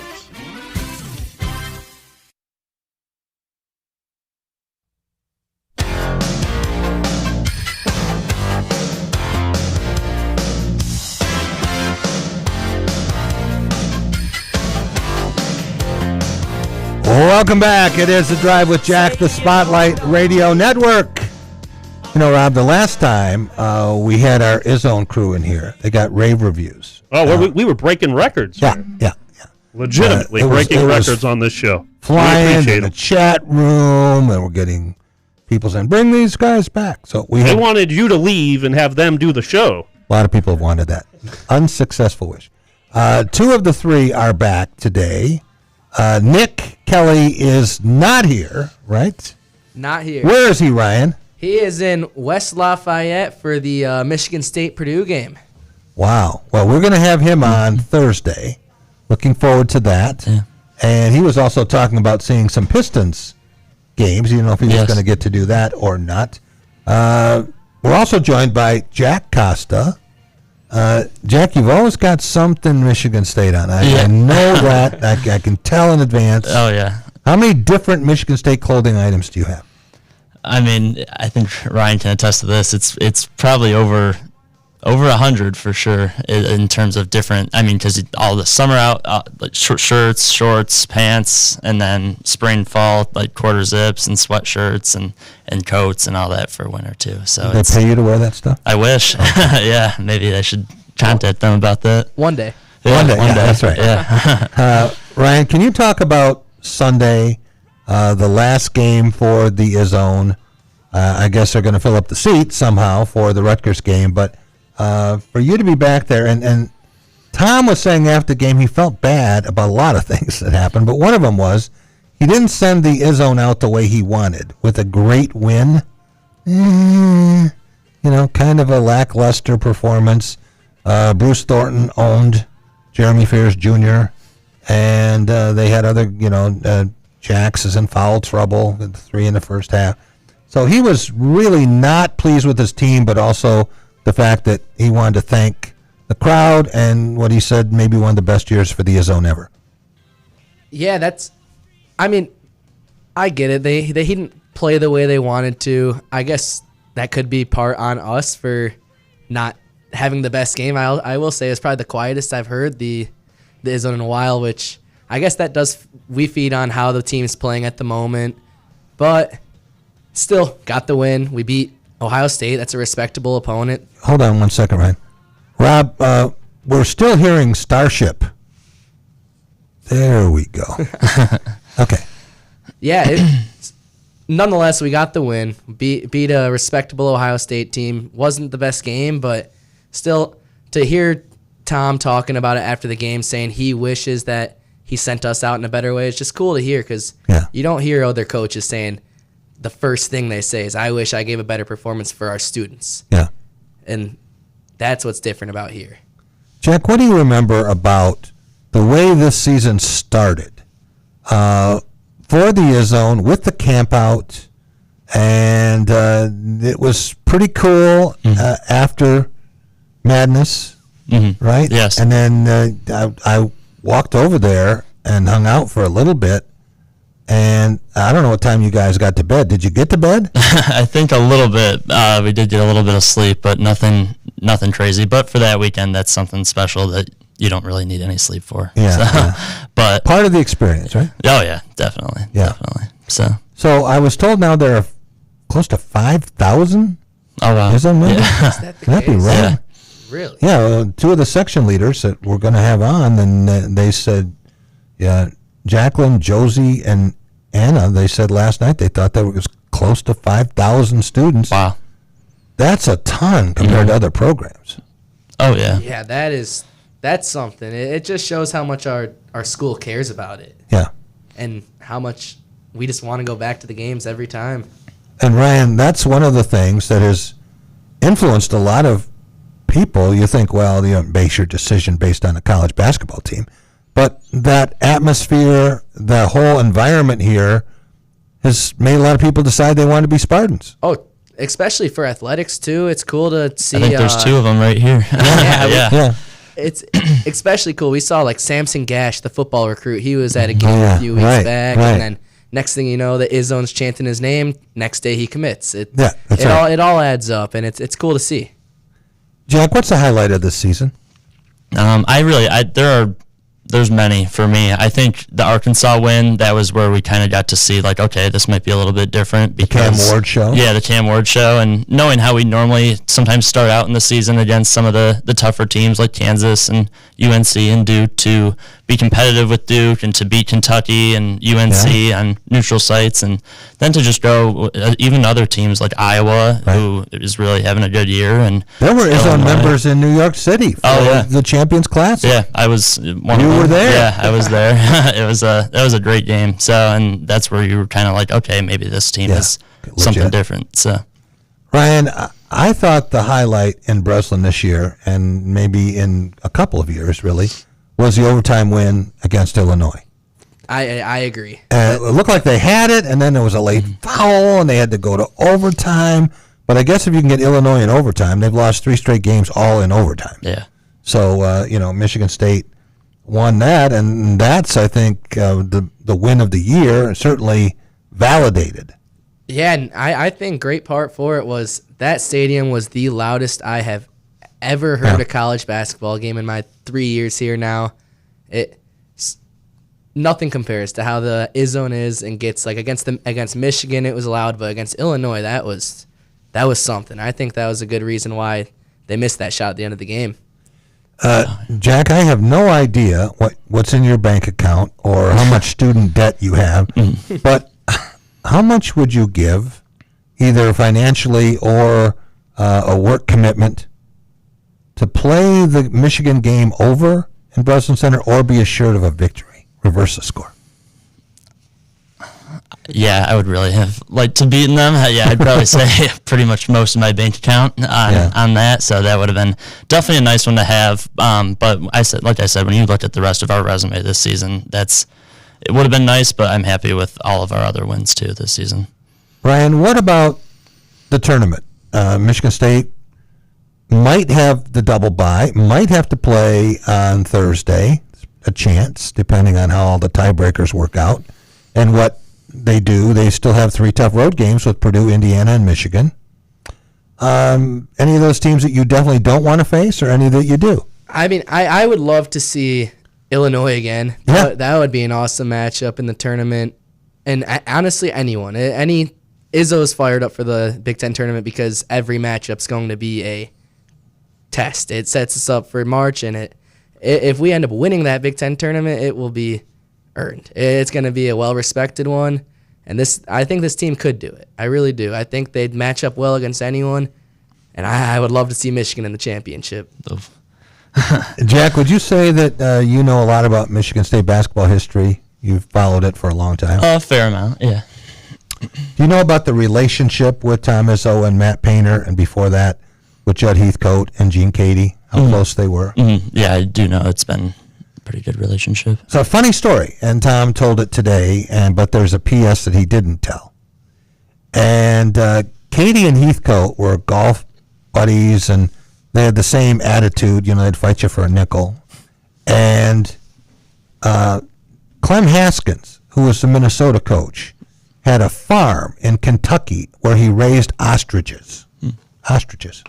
And he named 2 of his prize ostriches Judd and Gene, right? Which was kind of funny, but I saw these 2 guys go at it. I mean, first they're like, "Oh, you're wrong." Neither one of them had ever been wrong. Just ask them, right? "Oh, you're wrong." And then it was like, and then it got it. I said, "Man, if these guys throw down here in the hotel lobby, we got an issue." And you know what they were fighting about? Which one of the ostriches was a female? Oh, wow. Judd or Gene? Neither one wanted. They both wanted to be the male ostrich, right? So I mean, it's a crazy relationship with Purdue, and Michigan State went through a long period where they won a lot in Mackey, and now they haven't won since 2014. Yeah. Why do you think that is, Jack? I don't know. I mean, when you look at the level of talent that Purdue's had through there, I mean, it seems like they've had Braden Smith and the lawyer and Kaufman Wren, and before that, Edie. It seems like that whole general crew has been there for a while. So I think that's been a lot of it, and it is a really tough place to play. I mean, it's comparable to the Breslin for sure, definitely in the Big Ten and in the country. So, and they've had some good wins, I think, against Alabama and some other good teams, and it's gonna be a challenge. I mean, it was last year, even at the Breslin too. So for a while. So I'm hoping, obviously, we can pull it out, because that would be huge for the Big Ten tournament seeding, probably once it all settles out and all that. But yeah, it's a very tough place to play, very respectable too. So all bleachers. Yeah. It's very different. I mean, people are used to, they get a little comfortable. Man, not the Izzone where you are, but for a lot of people, they tend to sit back and stand up when they have to. You can't do that at Mackey. Yeah. When you think about Purdue and you think about Braden Smith, Ryan, what do you make of the Braden Smith-Jeremy Fears Jr. matchup? I see the best 2 passers in college basketball right there. Yeah. It's going to be national headlines. It's fun to watch. It's going to be a game where I think it will depend on which point guard plays the better game. Who gets, and I really think it'll come down to which point guard scores. We know they're both going to pass. Which point guard is going to pass and which point guard is going to score. Yeah. I think Fears can do it. I think if he drives the paint and shows why he's done it all year. Yeah. He's had some bad games, but if he has a great game where he's driving to the hoop, finding his open guys, Kurt Tang is hitting the 3 when he finds him wide open, I think we can win that game. Jack, who's the most valuable player in the Big Ten? Well, I was going to be a little biased. And do you think it's Jeremy Fears? I do think it is Jeremy Fears. Braden Smith. Convince me. Yeah, I mean, just his success throughout the season has been just, if you look at his growth from where he started as a freshman and he had that incident and caused that problem, and to come back last year and do pretty good, and then to come back this year and just see the full development over all that time and what he's done for the team with just assists, and then when he needs to make some shots, he'll make the shots and get 25, 30 points at time, almost 30 points at times. So I think just his development and where he's really not just developed steps, but really taken a huge leap this season is what makes him most valuable. So if you had a choice and you could have Jeremy or Braden Smith, you're taking Fears. I'm going to take Fears. Ryan, what if you had a choice and you could have Jeremy Fears Jr. or Keyton Wagler? I mean, we saw how the first matchup went. Yeah. And he's going to be an NBA lottery pick, though. He will be, but Fears is a 4-year guy. That's the difference. That's the argument. You'd rather have that. That's the argument that will always come up is, would you rather take the guy who has loyalty to the program, or would you take the guy who just is going in and going out? I would take the 4-year guy any day of the week. Okay. Michigan State's had some great success with that, with the Draymond Greens, who stayed for 4 years.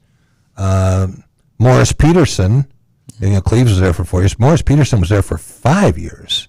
Don't see that very much anymore. And going back to Sean Respert, who's the all-time leading Big Ten scorer in conference play, he was there 5 years.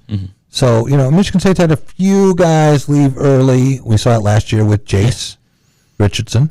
Think what this team would be like with Jace Richardson at the 2 guard. That's been their problem all year, right?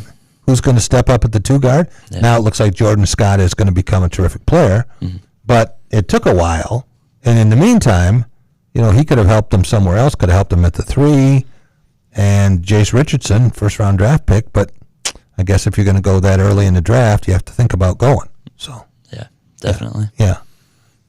Can you talk about the amount of hours that you have invested in Michigan State basketball, Jack? I don't. You'd have to start that almost at birth. It feels like just from coming here since I've been a little kid with my dad and with my grandpa, who both went here. And what about just this year? Would you say just how this many? Year? Yeah, probably. I mean, we've gotten in line for the Izzone like 6 hours beforehand for certain games, like Duke and Arkansas and ones like that. So I'd have to say probably definitely over 100 hours. That might be lowballing it a little bit, but it's through that and through even like just going to the radio shows, going to the game itself, watching it.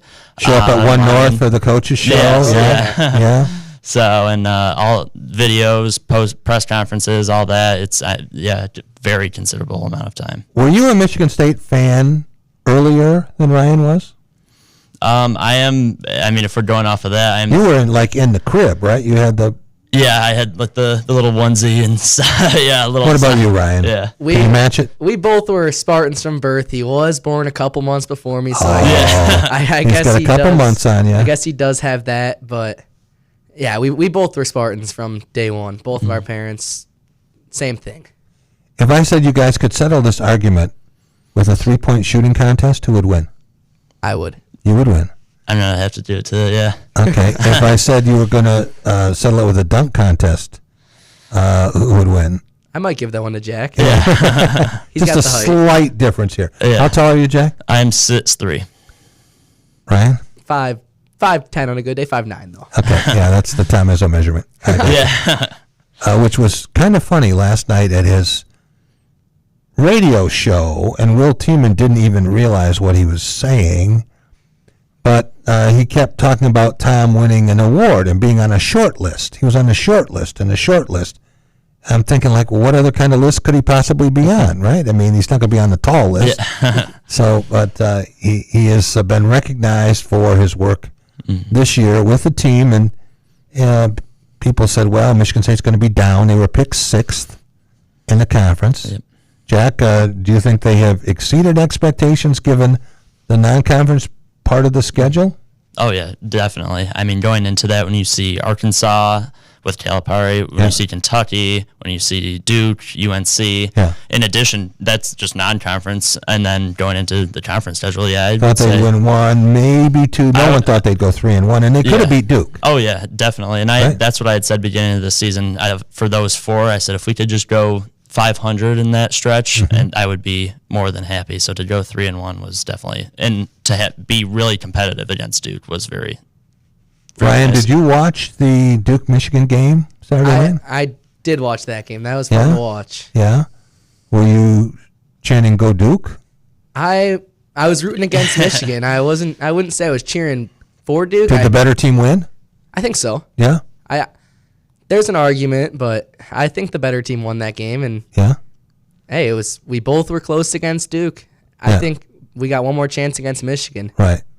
Michigan State lost by 6 after leading late in the game. Michigan lost by 5, trailed most of the game. Looked like they were going to lose by 7, but then they wiped that last basket off. They had a dunk at the buzzer that was counted, and then they said, well, no, it didn't count. So there was a 5-point spread. What did it mean this year to have those kinds of home games? Could have played Illinois somewhere else. You wouldn't have got that game. You would have got the Michigan game. But to have Duke and John Calipari and Arkansas come in, what does that mean for your experience? I think it really, if you're new to it, I mean, for us, it was huge just to know like that the program cares about wanting to entertain its students and its fans overall. But I think too, if you're coming into it as a freshman and you see that we're competing and winning against major teams that you hear about on like mainstream ESPN and stuff like that, if you're competing and beating those teams, I think it really energizes the program up for the future. Okay, you guys know how important recruiting is, right? Yeah. Oh yeah. This is your chance to be a recruiter. Ryan, you're talking to a freshman to be coming into Michigan State next year, and he or she says, yeah, I don't really know what I want to major in. I don't know what I want to do. I have some friends who are thinking about being in the Izzone, but I don't know. What do you say? I say the Izzone is the one thing in my college career, one of the things in my college life that I'm happiest that I've stuck with. Every game I've went to, and it's a culture. It's Michigan State basketball. You never know what the Izzone's going to bring you. It's brought us so much stuff. We've met Tom Izzo a few times to the Tom Izzo radio show. It's just really cool what the Izzone's brought me has been. Like I would have never came on this radio show. I feel like if I never was in the Izzone. Right. And he lights up when he sees you guys at the radio show too, because the average age there is like 106, and then there you guys are. Yeah, no, it sounds cliche, but that's like it's cool to see. Like when we walk up and ask a question, like how in depth of a response he gives us. He goes on for 4 or 5 minutes on one question that we ask, and it could be the smallest question in the world. Yeah, it's cool. It feels like it's a family. That's what it is. That's the one way to put it. It's a family. Jack, one of the things that Michigan State does as well as any school in the country, besides the student section at basketball games, is the military salute before the games. And did you see the guy that they trotted out there Sunday? Yeah. 99 and a half years old. That was really cool. And he was actually at the radio show we were last at. That's and right. that was cool to then. And then to have him and the reception he got, obviously I wouldn't have expected anything less. But it's really cool that Michigan State does that and is able to find people like that did go to the university and then served our country. And Tom was talking about the fact that Dr. Richard Johnson's 99 and a half, his mother's 99 and a half. You never know. Get them together. Yeah. Oh, yeah. Sparks can fly. Yeah. You never know. Never know. Yeah. Never know. But the idea of anybody who played on the Michigan State team in 1944-45,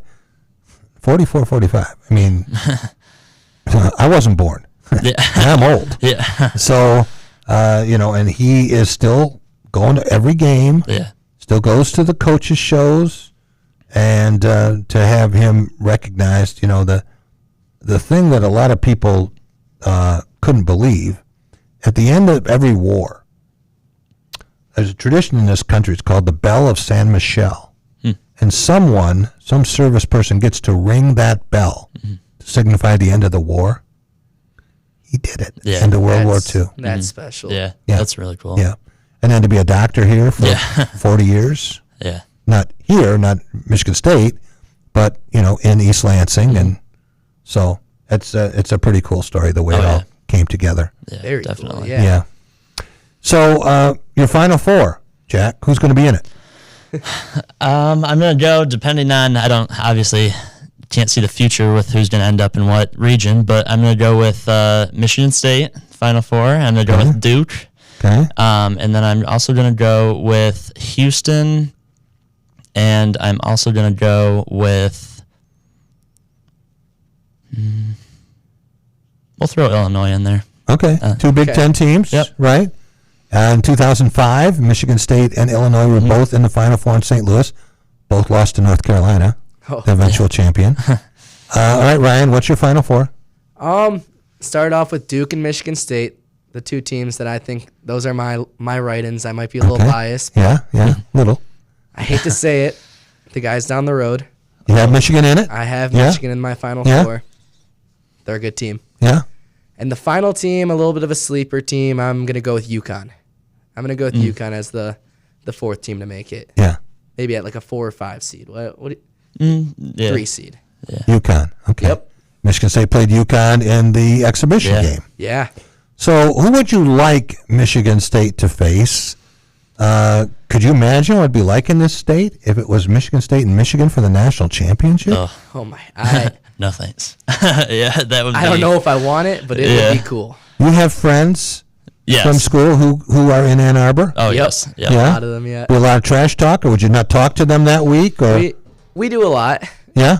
I probably would be going silent that week. So I've gone down to the Chrysler for the past 2 years for every game that we've played down there, and I've been to the Big House for football and down to Yost for hockey. So it's always fun, but on that big of a stage, that would be, for when it really matters most, would be pretty intense. So. Anything else, gentlemen, that you want to tell our listeners, either about the Izzone, about Michigan State basketball? You're not done. We're going to get you back on here, but before this season ends, any last words, Ryan? I guess I can just say thanks for having us on. Thanks, all the doors that it's opened. It's been a great time, and we're excited for the future. Well, there may be some kind of a deal here. We know marketing guys, we see them. We got to take advantage of that. Jack, what about you? What's your parting thought? Can't believe we're coming down to only 4 games left, one more home game. So I would say thank you to the program for delivering once again, and thank you to the Izzone for also, I would say, delivering pretty well and making it a really fun experience. And hopefully this is not the end, and long ways to go ahead in March. So we'll see. We have a great athlete who just walked in. You guys meet Big Jim Keyton? Oh yeah. Yes. Yeah. We've met. Do you know his athletic history? Slightly. Yeah. Yeah. Did he tell you? Kind of. For 1 hour or 2? Oh no. Yeah. No. He was one of the best athletes. He would tell you the best athlete in the history of Lansing, but lettered in 3 sports, could have lettered in about 8, and then went to Arizona State, where he earned his way to the National Football League, played baseball with Barry Bonds, led his high school team to a state basketball championship. There wasn't much he couldn't do. So, Oh yeah. Maybe he can give you a shooting lesson or teach you how to set an illegal pick at the door.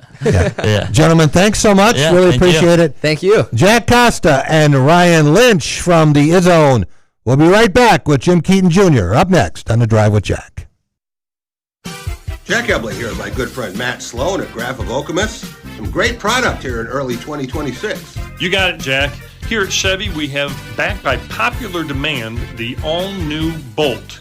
Redesigned and back in full force for us. People are really excited about that vehicle. It did great for us in the past. Great. And then next door, the Nissan Sentra, completely redesigned for that model. Great fuel economy. It's going to be a hot seller for us. Stop and see Matt and the gang at Graph of Okemos. They're making friends. Dean Transportation is looking for compassionate people to join our team of school bus drivers and attendants. Visit deanjobs.com to see all openings. Dean Transportation provides paid training to obtain a commercial driver's license, increased starting pay, comprehensive benefits, and flexible schedules with no weekend shifts. No experience needed. Apply today at deanjobs.com and train for back to school season. That's DEAN jobs.com. Hey, Jack, you love a good gift card. Yes, Jeremy, I do. One North makes it even better. Reload your One North gift card now through January for 15% off and keep those good meals coming. Lunch, dinner, happy hour, covered. Reload it, use it, repeat. One North Kitchen and Bar. Where gift cards keep giving.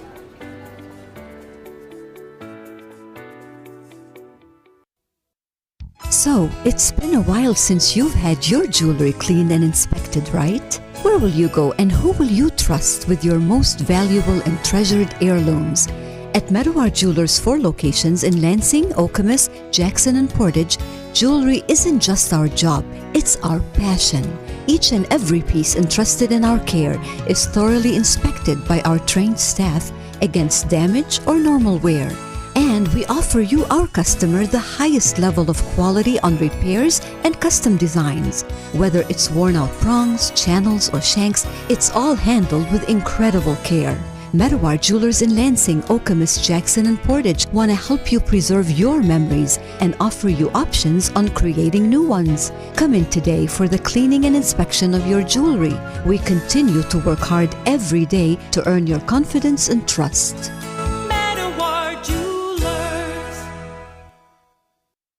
Jack Ebling here with my good friend Matt Sloan at Graph of Okemos. Great time to get a great vehicle. Fantastic time, Jack. 0% financing is back, Hard to believe this time right now we can get a vehicle with zero interest. Wow. And if you're looking to pay cash, how about rebates up to $10,000? That's unheard of lately, right? $10,000 off on a vehicle. How about leasing? You want to lease? You can lease a vehicle right now in the low threes. Come on out and take a look. You're talking everyone's language. Stop and see Matt and the gang. They're making friends.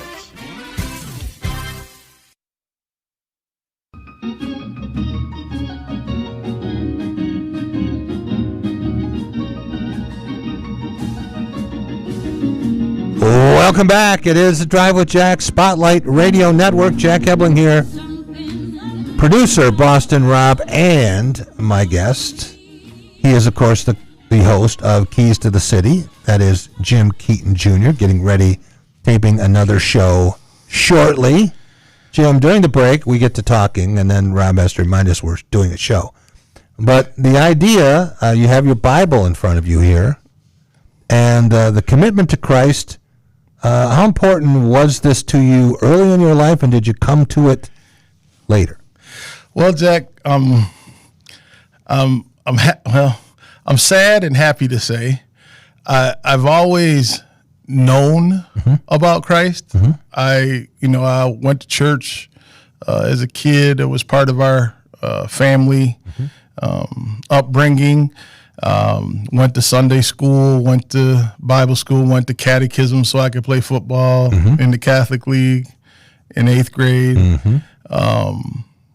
But never really understood that the relationship that I was supposed to have with Christ. So I read the stories, I knew the stories, but I didn't understand the real true relationship that you need to have. How did you develop that personal relationship, that connection? Well, you eloquently brought me into the building. And as I've gotten older, I've become less likely to not talk about some of the things that I've done because it's experience now. It's not, right.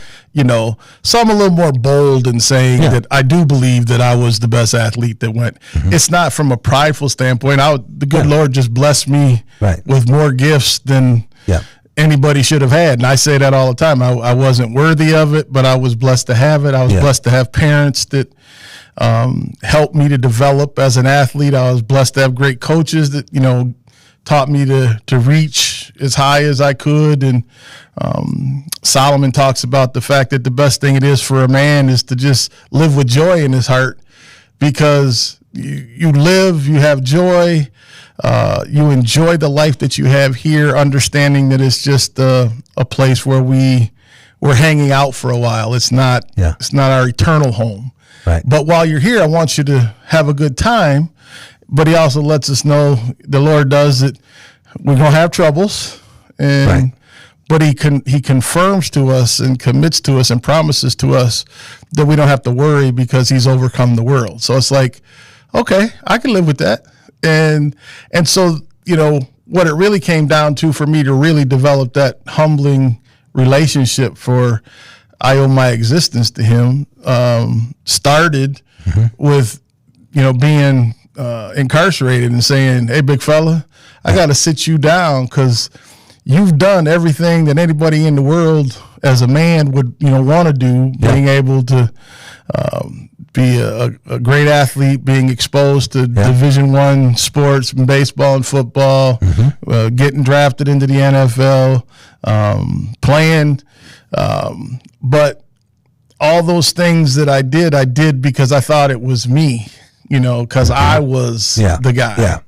And it was a humbling experience for you when you realized, wait a minute now, somebody else is really allowing this or enabling it or calling the shots. Well, because all the things that I thought I could do, when you're sitting in a 10x10 box, no matter how good you are, you're just a number in there.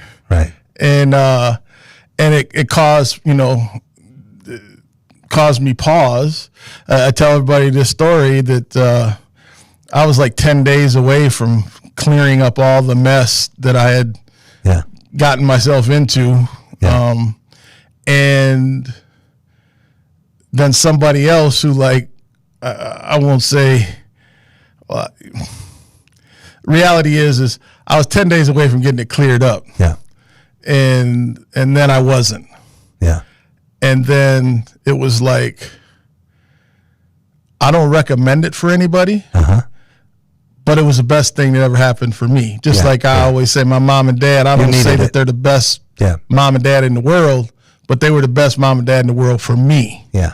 And so at that time, I was able to, sit my fanny down and think a little bit and reflect over all the blessings that I did have, because I've had way more than I should have. But then it became just more of an impact of, okay, how do I turn this around? How do I started reading, because I'm a pretty voracious reader of things that are interesting to me. If they're not interesting, then I don't read them. Right. I read the Bible like 10 times and didn't understand it at all. I was like, what is this? Yeah. This doesn't make any sense. Right. Right.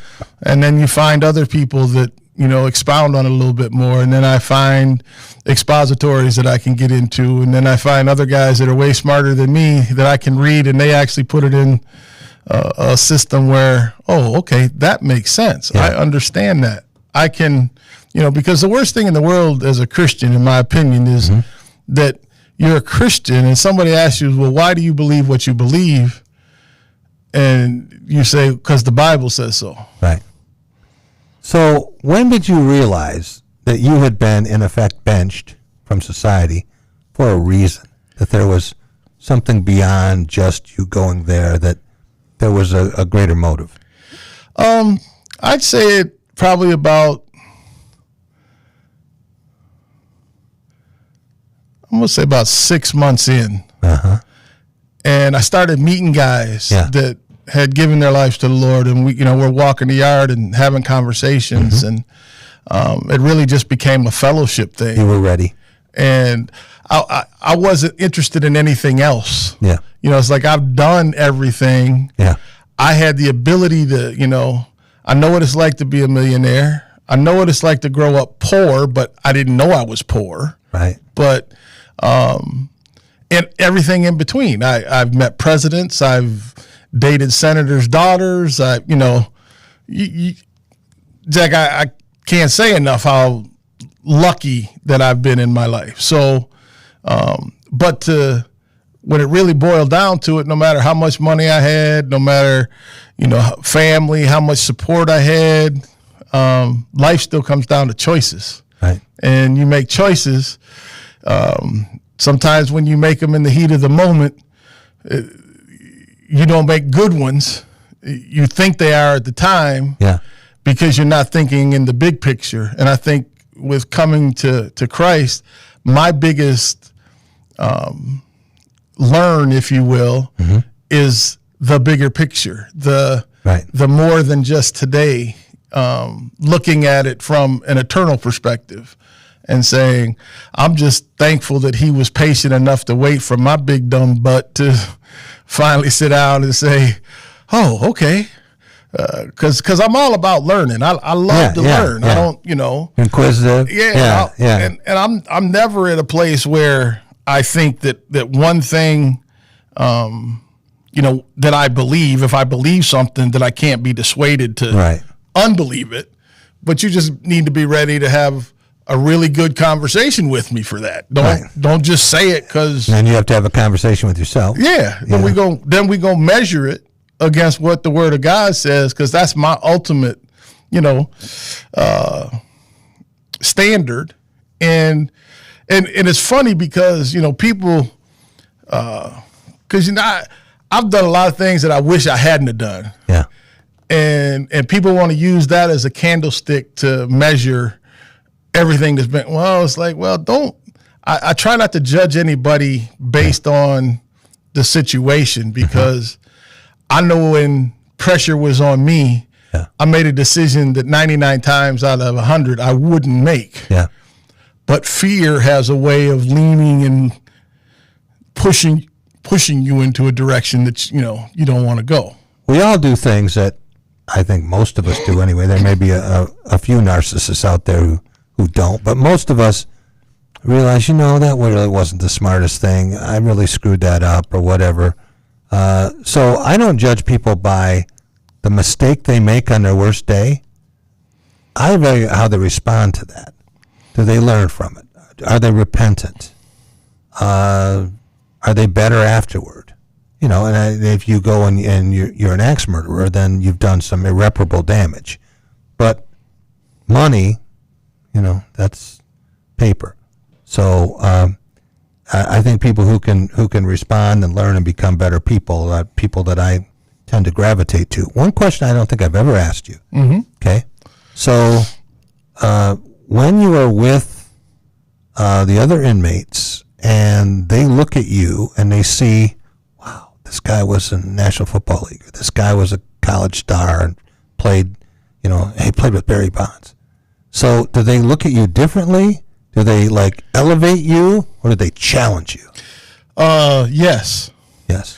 Because there's what's crazy is when I was in, there was several other NFL players, several collegiate players, collegiate basketball for Florida State, collegiate basketball. You would have players. the longest yard team, right? I mean, truly, there's a lot of talent that's hemmed up behind bars. Yeah.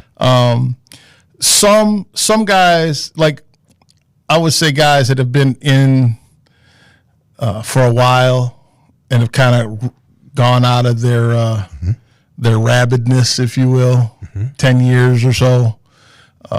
There's a lot of respect just for understanding, okay, yep, well, he's here and, you know. But what I found, the younger kids, the ones that, I had a young man that thought he was a little bit better than he was when I was in Saginaw, and he had killed a police officer, and he walked around with his chest puffed up, and we never got into a physical altercation, but I think he understood that if we did, that he might have some problems. Yeah. And because there's a way you can. Sometimes you have to demonstrate it to people, and then there's a way that you can just express yourself in a manner that I'm really not worried about you, son. Yeah. And most of the time guys that are in there react because they're scared. Right. And I just tried to be the person that I was supposed to be in Christ. And I'll tell you this, that a lot of the guys, they would say to me, and this, I just give this all to the Lord, like, we want what you have, because you have this light about you. Yeah. You just, whatever it is, right. We want to have that. And I was very active in our church services and leading, and I also, went to the yard and taught them how to play basketball, and was in the weight pit, showing them how to do some things. So there was a lot of just relationship building. Really, it's no different. You just you don't worry about who people are. You worry about how people are doing, and what they do and how they do it helps you to, decide, do I need you in the circle, or do I need to walk on the yard with you? Or, sometimes you just need to pull a young fellow over and say, look, man, you need to start doing now so that you don't come back here. Because, more than anything else, my prison was not being with my kids. Yeah. I didn't care about, my conditions or what I had to deal with, or stupid COs or good COs, because there's both, you know. I missed being with my kids and having an impact and teaching them and doing the things that, but, in fact, when I got out, the first thing they said is, who are you and what'd you do with my dad? Yeah, who is this guy? Yeah. And not that they hadn't had a relationship with Christ, because, again, there was church, there was services and things like Different that. level of appreciation. Just not that relationship. Yeah. And so I'm happy to say that's getting much better now, and In fact, one of my middle sons is going to be on the show with me tonight. Good. And tell us about the show. What do we have tonight? So tonight is about preparation. Is about being prepared for life, for being prepared for a test, being prepared for going into an endeavor that you don't know anything about. How do you do your research? What do you use as your guide and standard to do that?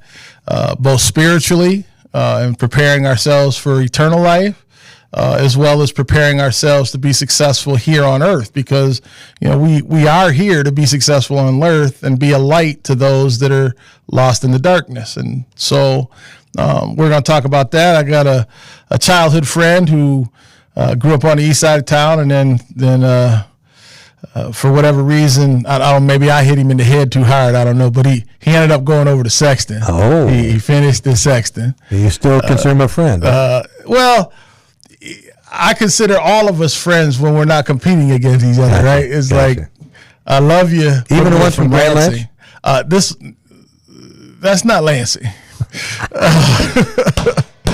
I work with those guys. I played with some guys from Grand Lynch, but the reality is I got love for everybody, but I like to keep a little bit of tension in the air. You just feel sorry for them because they didn't have the portal. They couldn't come to Eastern. Right? That's right. Well, I think he went to Sexton because he did play basketball and there wasn't enough uniforms on our team at that time. Had to go get a red one. You go over there and you can play over there. And but no, his name's DeVal Murchison, and he does a lot of good work down in Charlotte, North Carolina, as a media specialist. Yeah. And so I'm looking forward just to kind of reconnecting with him. There's some other things that we're talking about doing here in the city to talk about, how great Ingham County has been in terms of producing top flight athletes in every sport. Just how it was important, and hopefully we can get back to that with our young people today, that we can have an impact on some of them to get them to reach the same heights and dreams that we did when we were growing up. Big Jim Keyton Jr., he is a member of the Greater Lansing Area Sports Hall of Fame, and much, much more. Rob, I want to thank all of our guests today. Appreciate Haley Schoengart, always appreciate her, but appreciate her joining us today from Louisville before she heads to Indianapolis for the Combine. And she got to talk hockey, so she's smiling right now. Also, just a little bit of Indiana football for you. Also, I want to thank Tom Shanahan. He is an award-winning author, historian, civil rights advocate, a guy who has chronicled, as well as anyone, Michigan State's role in the integration of collegiate football and sports in general. A lot of stories to be told here in Black History Month. Appreciate Jim Stark, our Detroit correspondent, coming in, talking to us about the Pistons. They get the Thunder tomorrow and the Cavs Friday. Also talking about the Tigers. And Ryan Lynch and Jack Costa from the Izzone. Have a great night, everyone. We'll see you tomorrow.